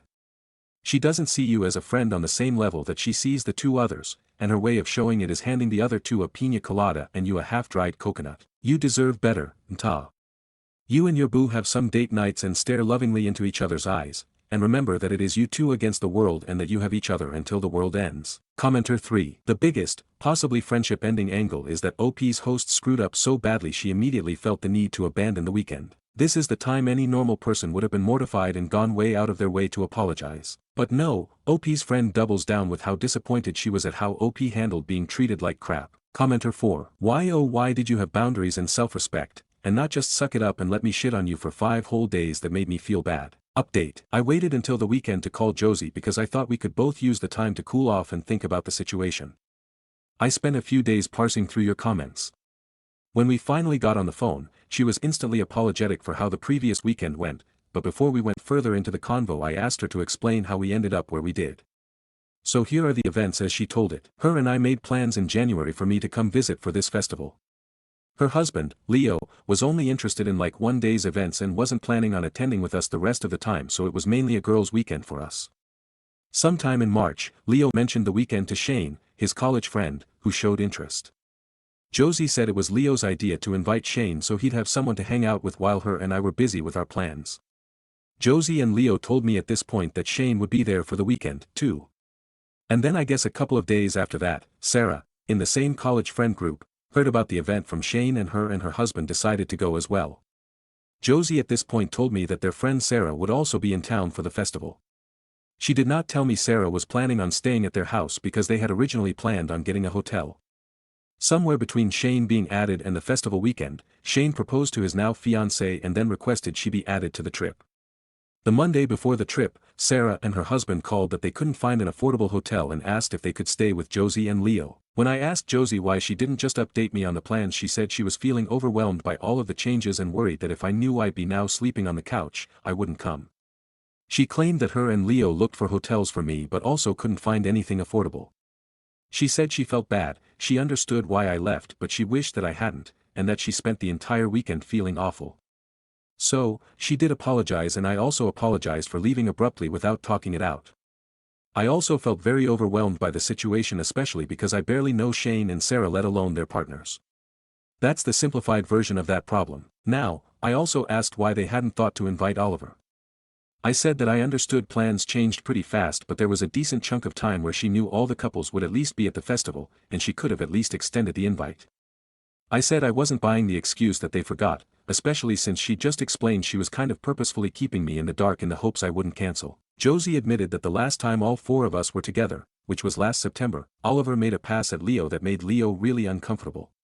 It was a night we had all been out drinking and according to Leo, somehow the conversation got around to the topic of Oliver's sexuality, he's bi, and Leo made a comment about never having any sexual interaction men, to which Oliver responded, well, if you ever want to change that let me know. I got off the phone to talk to Oliver. I know that he would never cheat on me and that he probably meant it as a joke. Oliver said he remembered the night and said it was just a joke because he could tell Leo was uncomfortable with Oliver's past dating men, and that he didn't think Leo took him seriously. He offered to call Leo and smooth it over himself, but I told him to hold off because I didn't want to make the situation worse. I just told Josie privately that Oliver didn't mean to make Leo uncomfortable and that he was sorry, and she said she'd tell Leo that. So, Josie and I are okay, even if things are still a little tense. I genuinely don't know what to do about the Leo-Oliver situation other than let it smooth over with time. I only see Josie 3 to 4 times a year and Oliver sees them maybe 1 to 2 times a year, so hopefully the next time we all want to do something it can just be forgotten. Consensus. Commenters tell OOP a doormat has a stronger spine than her. Notable comments. Commenter 1. You know, your story reminds me of my abusive ex. The thing is, he made sure he would bulldoze any plans I had with friends or introducing him my friends by adding unnecessary people, his friends, into it at the last second. It irritated me, but I kept pushing it off until I got fed up with it. It was his way of trying to isolate me and manipulate and micromanage all my time. And I confirmed that with one of his exes who happens to be one of my closest friends now. Your friend's story is BS her husband made up so he can get her to cut you out of her life. The way you explained how he hijacked your plans by continuing adding his friends and forcing you out, truly hit home with how my abusive ex tried to hijack any plans I had and corner my friends or acquiesces out. He is using Oliver as an excuse and that is also extremely biphobic BTW. Commenter 2. Somebody says Leo is at fault. To be fair, Josie doesn't sound that great either. They're kinda MFEO. I orchestrated circumstances that would almost certainly cause you to cancel, and rather than allowing you the courtesy and opportunity to sell your ticket and save yourself the time and cost of the trip, I chose to remain silent. Then when those circumstances I created caused you to be uncomfortable enough to leave, which I was fully aware would happen, I tried to shame you for leaving by telling you that you ruined my weekend. Commenter 3. I'm disappointed that you apologized in any way. And Leo is a homophobe, which is why they didn't invite Oliver. They just used his joke as the excuse. Commenter 4. Why aren't you furious that she intentionally lied to you because she knew you wouldn't be okay with the situation? She told you to your face that she selfishly wanted you to be uncomfortable and didn't even afford you the option to make your own choice. Respect to you for emotional maturity, but in your shoes I'd be livid that someone I considered a friend thought that was okay to do to me. Stories number 25. I was demanded to take a pregnancy test in the ER despite me repeatedly telling the staff I had a hysterectomy 3 years ago. Wednesday I ended up the ER again because of a large ovarian cyst causing me severe pain. After waiting in a room for an hour, a nurse told me to urinate in a cup where she won't give me any pain medicine, for Tylenol by the way. I told her I had hysterectomy and she told me I still needed to take the test anyways. Same nurse told me it's still possible to get pregnant despite me not having a uterus, cervix, or tubes. And yes, the hospital ran the pregnancy test. The doctor saw I was given a pregnancy test and literally laughed at the absurdity of it. Anyways, I feel like this should have never even been an issue. I was being denied Tylenol at the hospital unless I proved I wasn't pregnant despite not having a uterus. Because there was a chance Tylenol would harm my potential miraculous completely non-viable pregnancy. Women's health is a joke in this country. Edit. I had told 2 additional staff members when I first arrived about my hysterectomy as well, not just the nurse. Stories number 26. 44M, with my ex-wife, 44F, who left me 20 years ago, asked me out to dinner and to her place tomorrow and I don't know what to do. So I dated Dawn for 3 years, we tied the knot at 20 and were married for 3 years. We had some struggles, we both had a lot of growing up to do. She was working a minimum wage job and trying to finish her career. I was just finishing up my career by then. So after 3 years her attitude changed and she became distant. She was sexually and physically abused as a child also. I don't know if it matters though. Anyway, it came to light that she was having an affair with this guy who she worked with. She ripped my heart out and left me and went to go live with him in his parents' house. She started doing drugs and has a kid by him. I was left devastated and broken and had trust issues over the years. Well, she added me on Facebook a few months ago and I got divorced again 2 years ago. We have been chatting and she said she's sorry for everything she did and she would like to take me out to dinner and would understand if I decline or never want to see her again. But that she would really love to see me. She is a lawyer now and is divorced and has her own kids. I didn't contact her much at first, but she likes literally everything I put up. She has started every conversation, telling me she's sorry for the hurt she's caused me. My kids are beautiful, you look great. I don't feel any ill towards her anymore, but this is all a shock to me. I feel as if she wants a new relationship judging by what she has said to me. She mentioned that we can go back to her place afterwards. She has tried to contact me over the years but I have blocked it. I feel all these emotions of sadness and anger. I also feel like I would like to see her again for closure. Haven't seen her in person for 20 years. I have gotten over her, this just feels so weird. TLDR, ex-wife who cheated and left me for another guy 20 years ago asked me out to dinner tomorrow and wants us to go back to her place afterwards.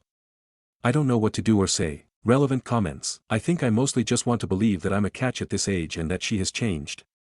Over the years she has attempted to contact me through letters and phone calls but I never responded really. No, I'm never getting married again, it's really not worth it at my age anymore. I don't know. Guess what, I'm trying to see it as an attractive woman with a good career is interested in me. I feel more confident nowadays. She also makes more money than me and I really don't know what I could give her that she would want. I'm not really desperate, mostly just curious. Update. Long story short, I did meet her, we talked for hours and I felt better getting some answers throughout the night. It was an emotional mostly on her part meeting. She apologized many times and asked about my kids, what I'm doing now, how I've been. She told me she's had counseling to work through her personal issues the last few years and it's helped her tremendously. I asked her a bunch of hard questions I needed the answers to, I actually wrote them down previously. She answered them honestly and didn't hold anything back. She knows the affair is completely on her and that I was devastated for some time after our divorce. I wanted to know why she added me in the first place a few months ago and started speaking to me again. She told me she always has wanted to apologize in person to my face and thought it would be inappropriate while we were both married. She also told me none of the guys in her life ever really matched up to me and that she was hoping one day somehow we could try again ever since our divorces. I told her I forgive her, but I'm not ready for anything right now. I appreciate her taking me out to dinner and I enjoyed it. I didn't go to her place, she told me she wanted another chance but wants to do it differently this time. Although I do find her attractive and have always cared about her, I'm not ready right now. So let's just be friends for the time being. We hugged and she kissed my cheek and that was it. A tearful goodbye, we haven't seen each other in 20 years. And some of the comments were people calling me a cuckold and other things, I don't really understand how. I divorced her when she left to go be with the other guy and blocked her for all of these years, even after attempted contact by her. So say what you want I guess. Thanks all for the advice, I understand some of you might not agree with my decision, but I enjoyed my dinner and getting some answers I needed about our past. It may or may not evolve into something else, but I'm not ready for anything right now. Relevant comments. Commenter 1. And some of the comments were people calling me a cuckold and other things, I don't really understand how. I wasn't one of those people, but continuing on. She also told me none of the guys in her life ever really matched up to me and that she was hoping one day somehow we could try again ever since our divorces. This is why they said those things. This literally translates to I'll settle for you since I tried other guys and apparently can't do better than you. But trust me, if I could do better I wouldn't give you a second thought. In your position I'd never look at someone like her again, but it's your life and you know her better than I do.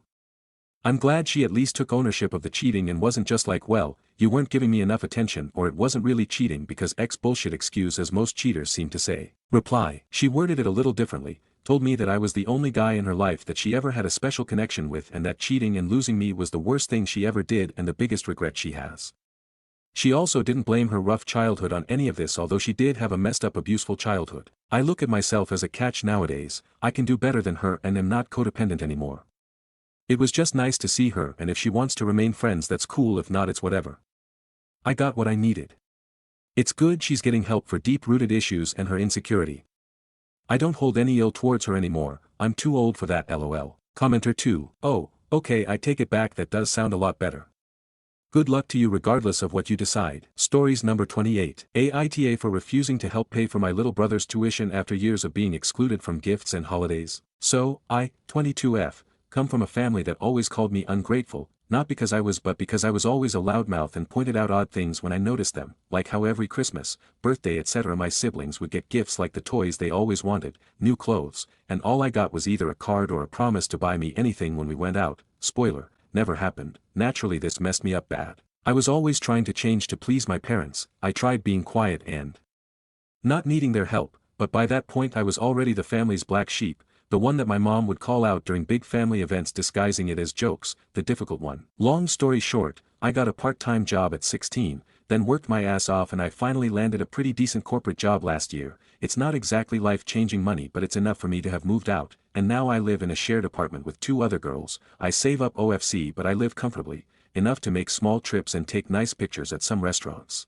I've never blocked my family but I also don't engage with them. So it came as a surprise when my mom called me 2 weeks ago to check on me. According to her, she made questions like how's work and how my posts always made her think of when I was a little girl and smiled a lot, crappy emotional tactics that I grew up with lol. She started mentioning how nice it was to be so young, make money and not have that many responsibilities, or expenses. I corrected her that I had rent, and to buy groceries. She dismissed those, and then the topic steered to my younger brother. He got a few acceptance letters and apparently he threw a tantrum about needing to attend one where all his friends are going. Yes, it's like too expensive. I searched it up and holy crap. So my mom started mentioning my brother and I growing up and how we used to be so close. Honestly that day I was exhausted, so I told my mom it was nice hearing from her and that I was happy for my brother, but that I wasn't in a place to help with his tuition. This woman was actually stunned. She said I could think about it, because family is family and all that stuff. We said our goodbyes, and I slept thinking about it, so I woke up the next day and drafted a message that was polite but clear, about how I was never treated fairly and how I was not bitter but I wasn't in a financial spot to help with those expenses.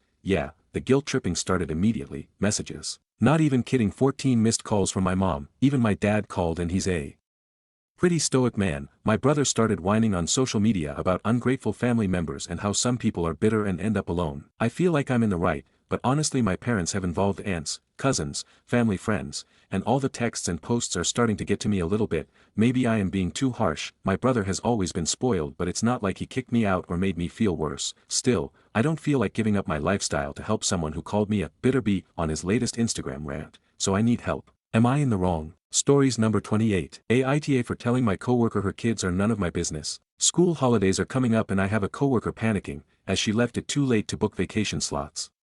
My company had a rule where no more than 3 workers can leave at the same time for vacation. I already filled in my vacation slot months ago as I haven't taken any in nearly a year. I'm single and unmarried and in my 30s. Company HR told my coworker that her only way to get her vacation is to get one of us who already had our vacation time approved to trade with her. And considering out of the 3 of us whose vacations were approved, I am the only female. Guess who my coworker approached for the trade? She tried explaining, gently at first, that her kids, 6 and 4 years of age apparently, were really looking forward to going to Disneyland and that everything is already booked, and if I can give up my vacation spot to her. I told her no, as I too already had my vacation booked. It's a solo vacation but I'm not about to tell her that. She got real pushy and kept on trying to insist I give her my vacation spot, saying that my kids would be so disappointed.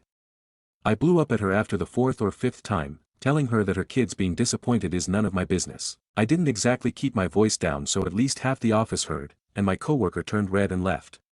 One of my coworkers, 25M, who sat to my side who had heard the entire conversation later told me that while he get where I'm coming from, I could be a lot gentler, and I didn't get how hard mothers get it. Aita. Stories number 30. My GF jokingly asked if we could have a threesome with her best friend. Aita for being down. Last night before bed my girlfriend, 23F, asked me, 23M, if I would be down for a threesome with her best friend since high school, 24F. The two of us have been discussing experimenting in the bedroom for a while. Things haven't necessarily been stale, we just wanted to find some ways to mix things up. So, it wasn't entirely out of the blue. Now, I was definitely surprised she suggested her friend to be our third but they're so close I guess it made sense to me. Her friend and I aren't like best buddies or anything but it's not like we don't get along. Anyway, I said yes. She just stared at me speechless for a long time. Eventually she asked, "Are you serious? Are you serious?" I responded. "No, I was kidding," she said. I thought it was funny for a moment, but I dared not laugh as it was clear she did not feel that way. Without another word she got up and spent the night on the couch. I tried to call her back as she walked out but she said she'd talk to me in the morning. Well, I decided I'd better let her sleep it off and we'd talk when she was ready. The talk that followed wasn't easy. To sum up though, she's pissed at me because she thinks I wanna fuck her friend and that I was just way too excited at the idea. I didn't see it that way. I thought it was a way to be explorative in our sex life with someone we're both already comfortable with. Is she reading too far into this or am I the asshole? Top comments. Commenter 1, entrapment. Commenter 2, NTA your girlfriend was playing testing games. She sucks. Commenter 3, she was playing a game that backfired on her so now she wants to make you out to be the bad guy here. Don't ask questions if you don't want the answer. Update. I've never posted an update before so LMK if I'm doing this improperly, but with everything that's happened I wanted to let you all know. I read as many of the comments as I could and I do appreciate all the feedback. The general consensus that I saw was she was testing you and you're an idiot, which I can accept TBH. Hindsight is 20/20 IG and I've learned my lesson. We decided we would sit down and talk once we both got home from work last night and, armed with all that I had read, I was prepared to do so. Before that happened though, the aforementioned friend reached out to me while I was at work. I was blown away to read her message which said, "Hey, I just felt I should tell you my girlfriend's name was on FT with me when she asked you about a threesome. I was surprised by your response, but I wanted you to know that I'm interested." Immediately I thought, this has to be a follow-up test, right? So, determined not to fall for that again, I screenshotted the message but didn't respond. When it came time to have our talk, I couldn't help but come right out of the gate confronting her with that message from her friend. Saying things like, "Why would you test me like this? Can you not trust me?" I was in a fury and not letting her get a word in when she finally cut me off and admitted that she was wrong to ask me about the threesome, but she had not told her friend to say anything to me. I didn't believe her, so she let me go through her phone and make sure. There was nothing. I still don't know how I can believe her or trust her. Messages aren't the only form of communication. Long story short, we broke up. I'm gonna be shaken about this for a while. So wild how a relationship I thought was healthy could blow up in my face so quickly, but I guess that's how it is sometimes. Relevant comments. Commenter 1, so your ex, unbeknownst to you, had her friend on FT when she asked you that question? Yeah, there's absolutely no trust to be had after that. Thank the friend for letting you know about the FT and then be done with both of them. Reply, this is exactly where I'm at. Such a weird out of left field thing to do. I've never experienced something like this, lol. 5 months I'll never get back. Commenter 2, it sucks that a stupid joke killed your relationship. It sounds like she is really insecure and maybe she really did talk to her friend about it, and maybe the friend was a little too eager and that made her uncomfortable. I think breaking up might have been a little too much, but you definitely need space between each other for a few days. I probably would call her back if you really love her. Commenter 3, you need to take a step back, at least for a little while. I am not advocating breaking up, but you two need to take a few days and really calm down and think about what you want. If she needs to talk to her friend or for you to talk to both of them in person, that might be the best way to really clear the air. Stories number 30. Aita for being hesitant on adopting my fiancé's son. I'm a 42-year-old man and my fiancée is a 36-year-old woman. We're getting married in October since Halloween is her favorite holiday. It's an all-black wedding and some of my family hasn't been great about it. I've had to cut out some of my closest relatives for my fiancé's comfort. I've also uprooted my entire life and career to move to a state she liked better since she is pro-choice and we previously lived in Texas. However, now I feel like she's asking too much of me. She's asking me to adopt her 12-year-old son. I love her son and treat him as my own. Since I've met him I've called him one of my children. However, I already have 3 children, 2 daughters age 15 and 19, and a transgender son, age 17. I'm hesitant only because of a lengthy legal process to find his biological father and get him to surrender his parental rights, as well as the fact he's already treated as my son. I'm also against closing that door on his biological father. She's also brought up adopting my daughters and son, but as a family unit we decided not to close that door on their biological mother. My children's mother has been in and out of inpatient treatment for her schizophrenia, borderline personality disorder, and some intense attempts. My stepson's father is in and out of rehab facilities, so my biological kids and my beautiful stepson are in a similar situation. My fiancé brought it up as an idea for a Christmas present or a birthday present for my son. I love my stepson very dearly and I'm typically the one taking him to things like tennis games and polo games. Even doctor's appointments it's typically me doing the talking while my fiancée scrolls on her phone in the lobby or doing other such activities. I know it's not for any sort of inheritance type thing. He's been in my will since me and his mom hit our 1-year milestone stone. He was in my will before she was. I love him, but the legal process is too much for me, especially considering I'd be the one paying since my wife stays at home. However, she said that if I'm not willing to adopt her son then she might call of the wedding. I'm kind of stuck at a crossroad in my relationship right now. This was kind of all over. My thoughts are scattered, so putting them into words is difficult. I guess I just want to know if I'm wrong for saying I don't want to adopt my soon-to-be stepson because of A, the very lengthy and expensive court process, and B, I don't want to cut out his father completely. As a side note, my father was an addict, so I didn't meet him until I was 15, but he cleaned up. My father was my best friend until he passed in 2021 due to heart complications and an awful case of COVID-19. Update, Aita for being hesitant on adopting my fiancé's son. So I had a short but very good conversation with my stepson. I went to have a conversation with him, had some small talk about water polo practice and if he needed anything. Normal conversation between us, and then I just went for it. I told him his mom had brought it up to me and asked if he wanted to be adopted. His response went along the lines of this. He said he loved having me as his bonus dad, and he saw me as a real father to him. He said he wouldn't be mad if I adopted him, but that he also was striving towards that. He rambled on that I had already done more for him than any other human in his life. He got emotional right about here, which isn't common, so I started crying a bit as well. He said he had a dad, and even though he didn't really know him, that he was still his dad no matter what. He told me I stepped up to his father when I didn't have to and a bunch of stuff along the lines of that. He told me I treated him like I was his actually child and being adopted would make that any more real. After that we just hugged and cried it out together for a few minutes. Then he asked if we could run up the street to McDonald's. I just playfully pushed his shoulder and told him we'd both get in trouble for leaving right now. Long story short, I'm not currently planning on adopting him, but that door is still open. Side note, type this up in the car currently waiting on our food in the McDonald's parking lot. He's playing music, and man did I raise him right. He put on some Johnny Cash. Stories number 31. I, 18F, am in love with my only friend, 18M, do I tell him? I, 18F, believe that I am in love with my only friend, 18M. We have been friends for close to 12 years. Our friendship is strong as we moved through elementary school to middle school and high school. He was one of the first who never made fun of my English, my accent, or my home country. He's the best. Recently, we spent time together at our school's pool. We talked a lot.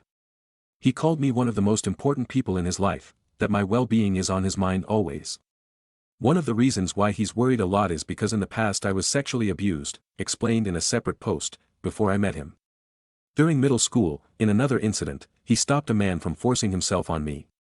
So, he's always been so caring.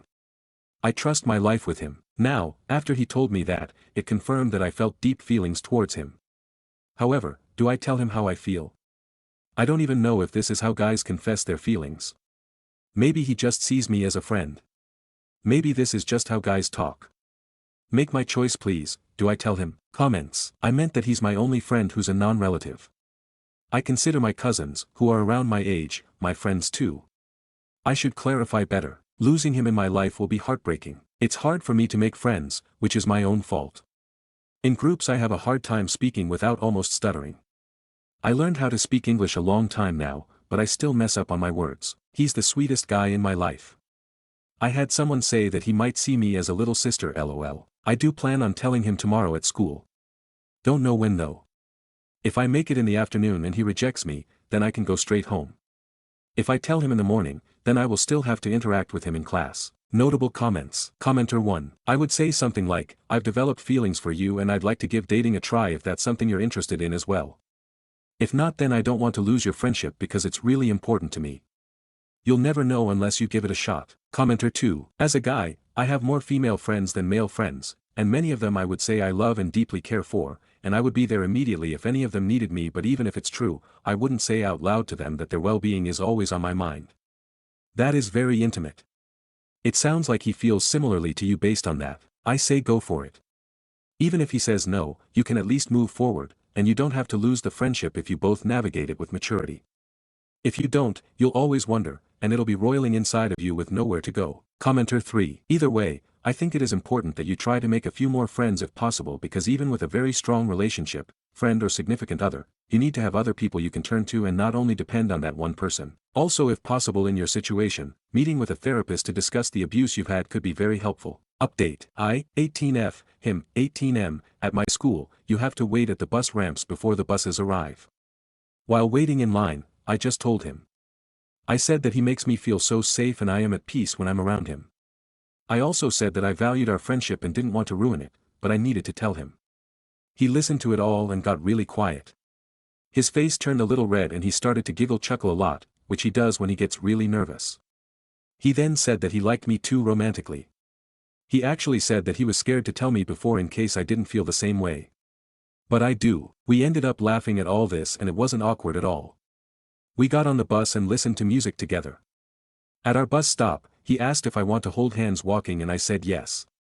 We had to stop though when we got close to my house because my parents don't want me to be close to boys, due to my past traumas I explained in a separate post. I don't know if I should tell them about us. Should I tell them?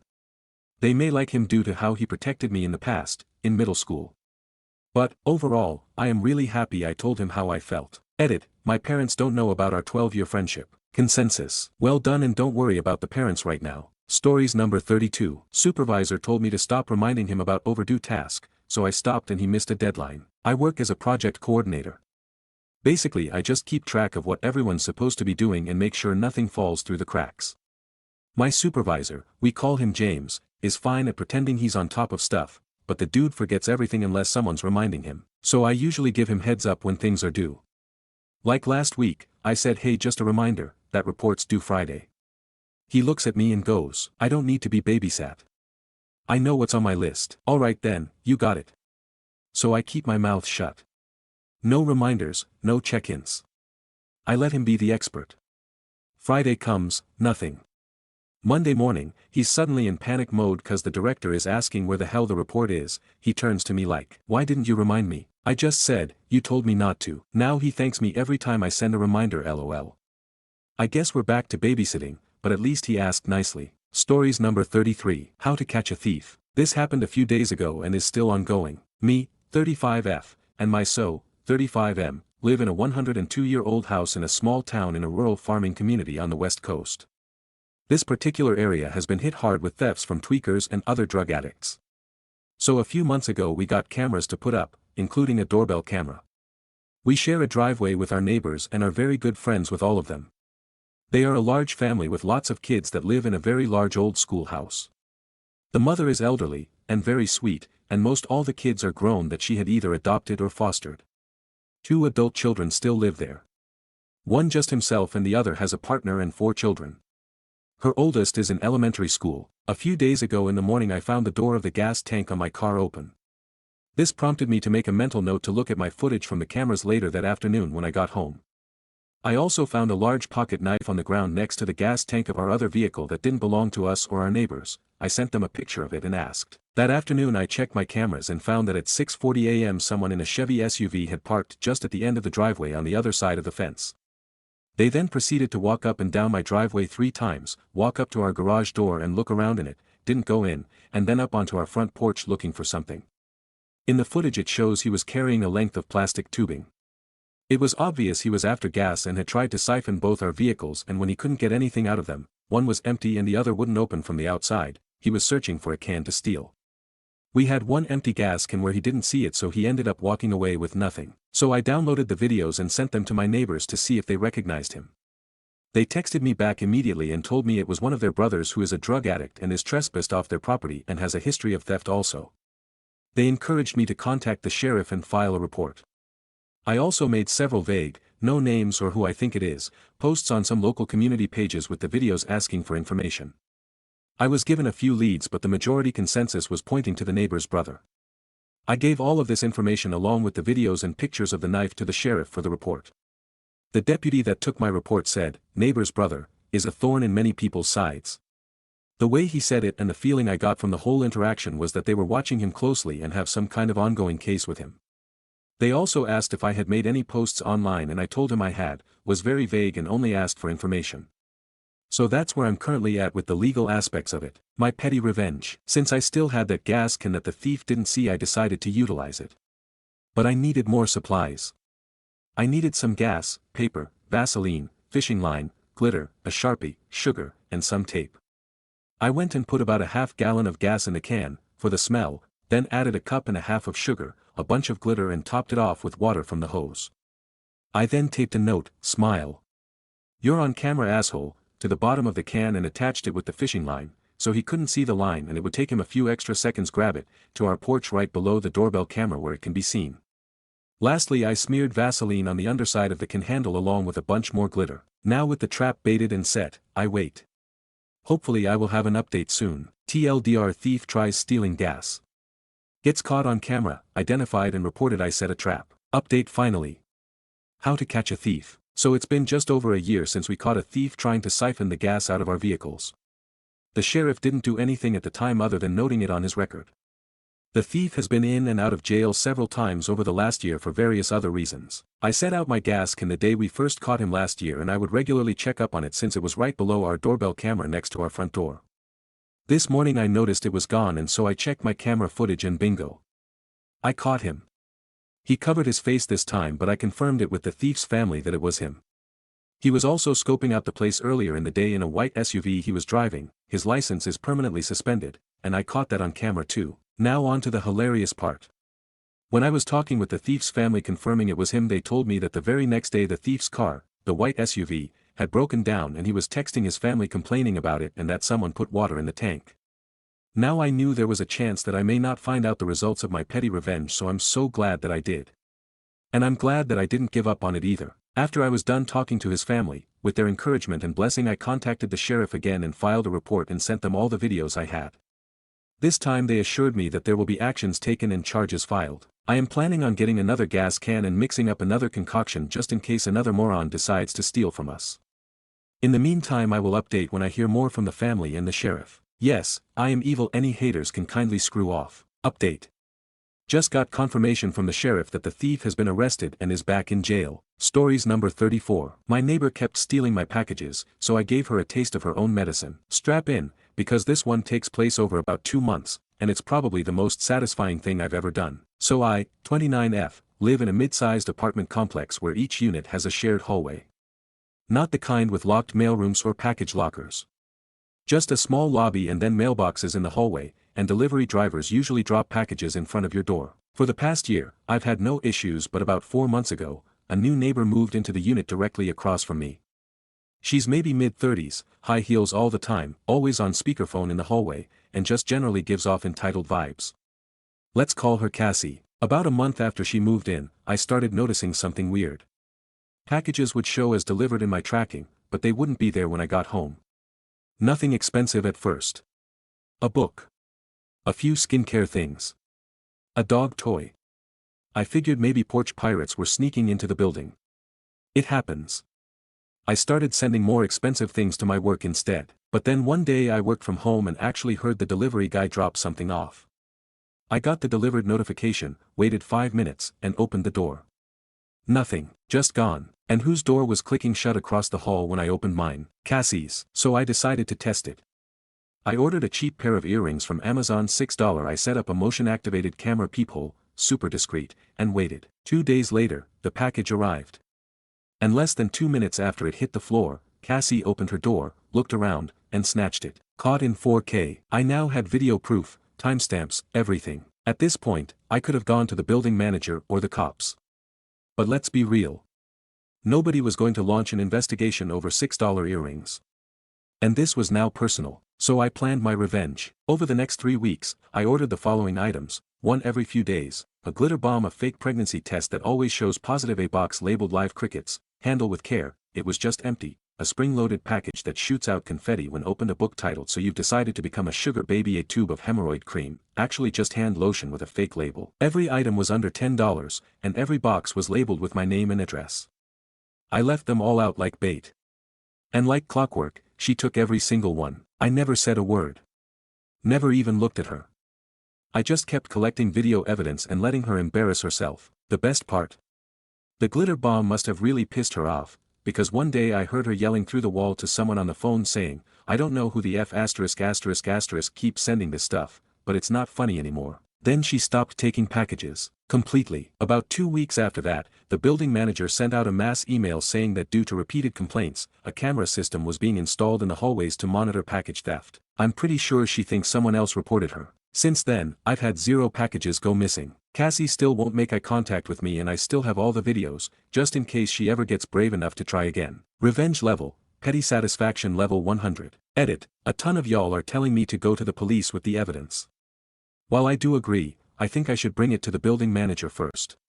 She doesn't come in for building calls on Saturdays or Sundays unless there's a true emergency, so I will email the footage to her today and try to touch base on Monday. Thank you everyone for your hilarious comments and stories. I will try my best to update on Monday, but I most likely won't know very much because of privacy laws and such. I do hope she gets evicted. Aside from the stealing, she's also just very loud in her apartment all day and all night. Stories number 35. My partner might be missing in London and I'm not sure what to do. My partner and I live in North Wales. He took the train down to London to meet up with his dad and have a day out. At the end of their day out, my partner was supposed to go with his dad back to his house in Cambridge and stay the night before making his way back to North Wales in the morning. Instead, they ended up falling out and going their separate ways. His dad left on the train back to his house in Cambridge without my partner, who ended up staying in London. I last spoke to my partner at about 10:40 p.m. over WhatsApp. He was sat in a bar near St. Pancras. We decided on a hotel for him to stay at, a 5-minute walk away from where he was, and he said he was going to make his way there. I called and messaged him a few times over the next 30 minutes or so, and he wasn't picking up or messaging back. Eventually a stranger picked up his phone. He said he found my partner's phone on the pavement outside the bar and took it home with him, intending to hand it into the police station. He tried to give it to one of the bar staff but they refused to take it. We agreed that he'd post it back to us in North Wales and we took each other's details. I'm worried now because my partner is in London with no phone and his train tickets back to North Wales were e-tickets on his phone. He doesn't have any cash or physical cards on him and I rang the hotel we booked before he left the bar and he hasn't checked in. It's now 4 a.m. and the hotel promised they'd get him to ring me when he arrives but I haven't heard anything. What are the best next steps? Is there any way he might be able to make it back to North Wales? He doesn't know anyone in London and I don't think he knows any phone numbers off by heart. Top comments. Commenter 1, you must be beside yourself with worry. I know I would be. I don't really know what to advise beyond what others have said, but I'm in London and if it's at all helpful to have someone on the ground, would be happy to go by hotel, police station, train station, etc. if it's needed. Commenter 2, second this, I'm in the St. Pancras area today working and would happily go to the bar and ask questions or help out where I can. Commenter 3, have you messaged his dad at all? I have no idea what their relationship is like but there would have still been trains to Cambridge from St. Pancras at that time, with the barriers likely up, and I know that, if I lost my phone, my dad's home number is one of the few I know by heart and that, when people are stuck, often arguments don't feel as big anymore. Just thinking there's a potential he went back to the original plan. I know you must be going out of your mind but I do think people are right in saying these things are often resolved. London is pretty safe for the majority of people and he was in an area which tends to have people around most of the night. Please let us know the outcome when you know we'll be thinking of you. Clarifying comments from other users. Commenter 4, are you sure he doesn't have any cash or physical cards on him? Why would he travel across the country with only his phone and no wallet? Commenter 5, everything is on Apple Pay these days, or Android whatever. I often don't have any cards on me either. Update 1. Thanks everyone for the responses, I wasn't expecting to get so many and I'm really grateful. It's not atypical of him to get carried away on a night out, so I think I'll give it some more time before contacting any authorities. I just rang the hotel and he didn't check in last night and I haven't received any contact. Knowing how hard he is on himself, I reckon losing his phone was the final straw for him and he decided to stay out for a few more beers, with the little physical cash he had, to beat himself up a bit and decide what to do next. He's a social butterfly so I just hope he's buddied up with some friendly Londoners who can help to get him home. I'll update again if anything else happens, or doesn't happen, though I hope not. Update 2. Thanks you again, I'm completely overwhelmed by the words of support and advice. The train he would have been on is due in about 30 minutes, so we're close to knowing if he's managed to somehow get back. He could be on a later one, too. No one has heard anything from him still, though. I'm actually oddly comforted by this as I'm taking it as a sign he's not found himself desperate enough to find any possible way of getting in contact. Update 3, he's been found. He reckons he was pickpocketed by someone who bumped into his shoulder as he walked past. They must have not wanted anything to do with his old smashed phone so they chucked on the floor slightly down the road from where he was walking. After having a freak out he got chatting to a nice guy who took him home and let him sleep on his sofa. This absolute legend sent him away with £30 to buy a temporary cheap phone and a train back to where my parents live down south. Thank you again everyone. I love this community so much. Some top comments. Commenter 1, well that's the update we all needed, thanks for letting us know. I don't want to take anything away from the happy ending but he's very fortunate he got talking to a genuinely nice guy. Could have been a very different outcome. Enjoy having him back but maybe hit him on the head with a rolled up newspaper a few times first. Commenter 2, update 3 is fantastic.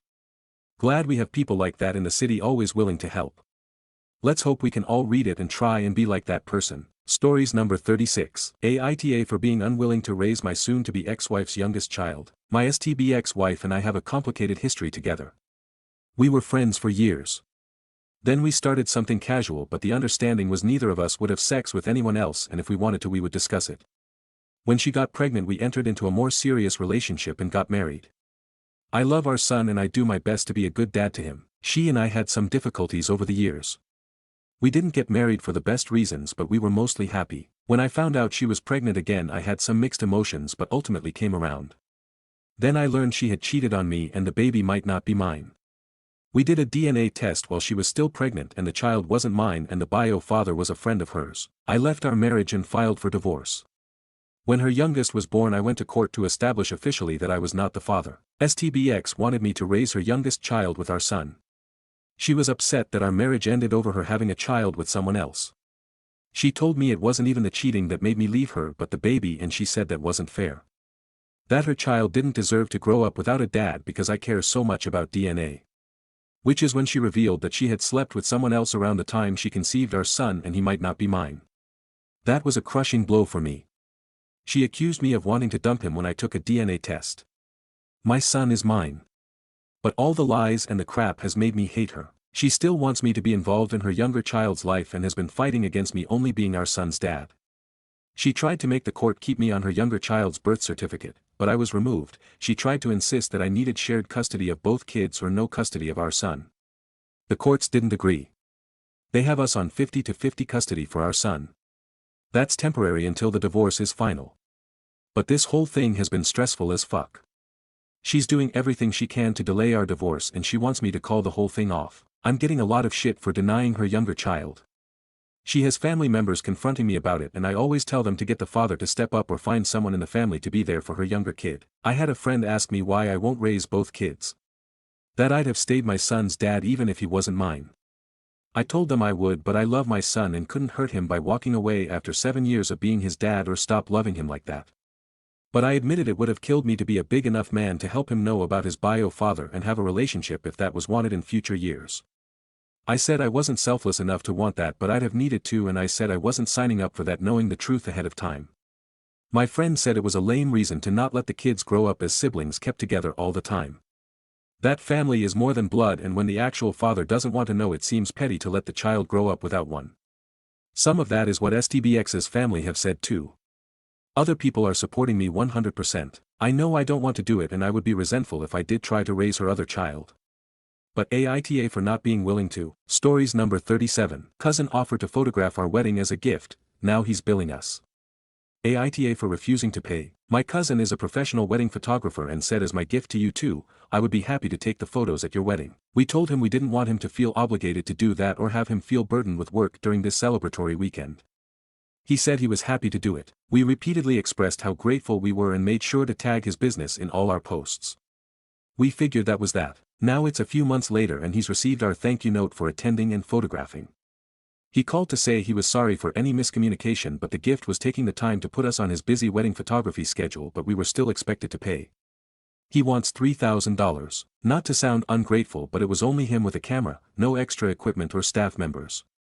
For less than that price we could have gone with our original choice of wedding photographer who'd offered more people present at the wedding and a more advanced photography setup. We told him because he'd said it was his gift to us we did not set aside a large photo budget, and now don't have $3,000 to give him. He's basically said we're greedy assholes and don't respect his work and this and that. I feel badly about the misunderstanding, but I think it was an honest mistake on our parts and that he bears some responsibility for the expectation being unclear. My parents think I should just drop it and pay him in installments to keep the peace.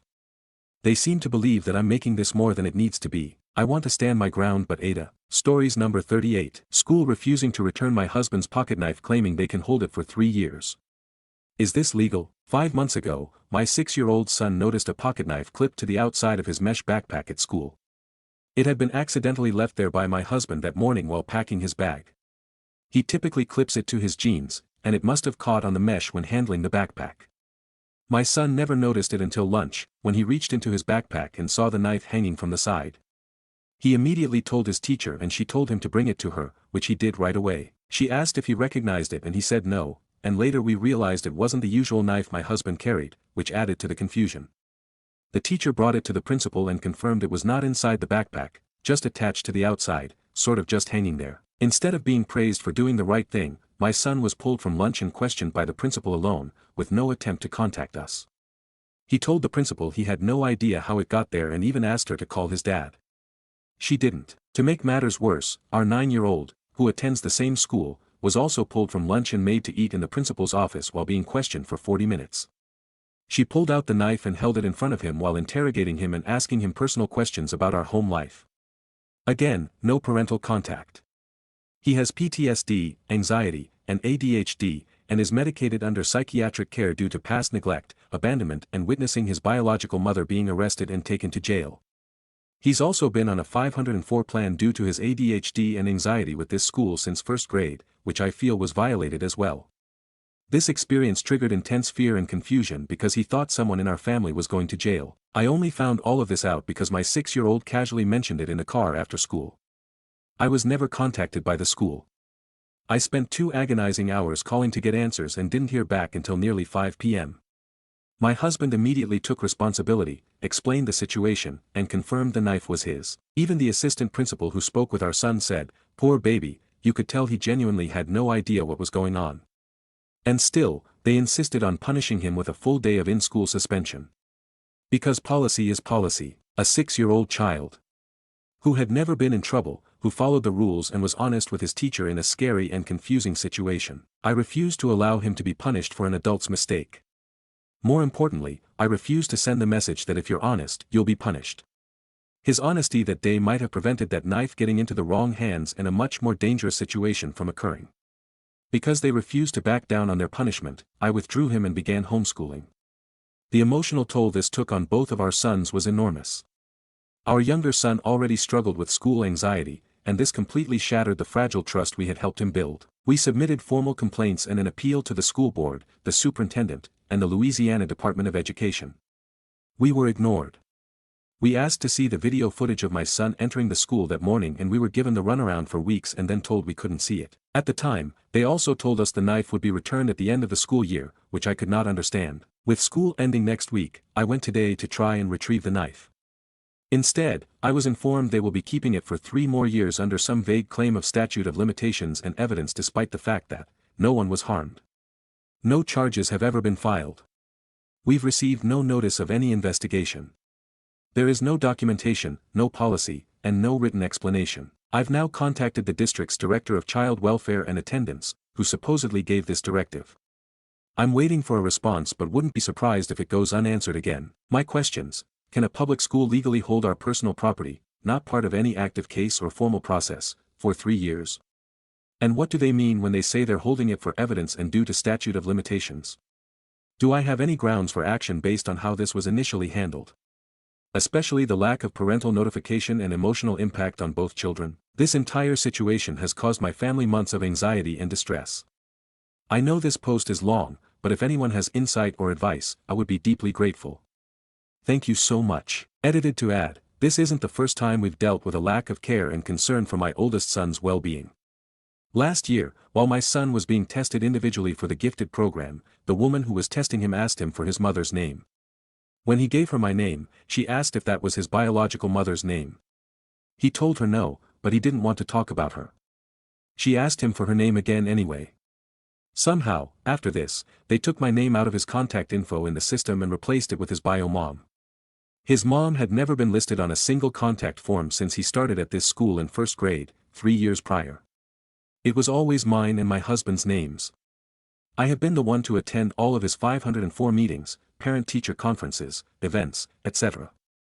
I've worked closely with all of his teachers and the staff as well, so they're very much aware I am his mother. They also took it upon themselves to add his bio mom to his allow to pick up list. His mom has 0 custody of him and hasn't since he was 3 years old.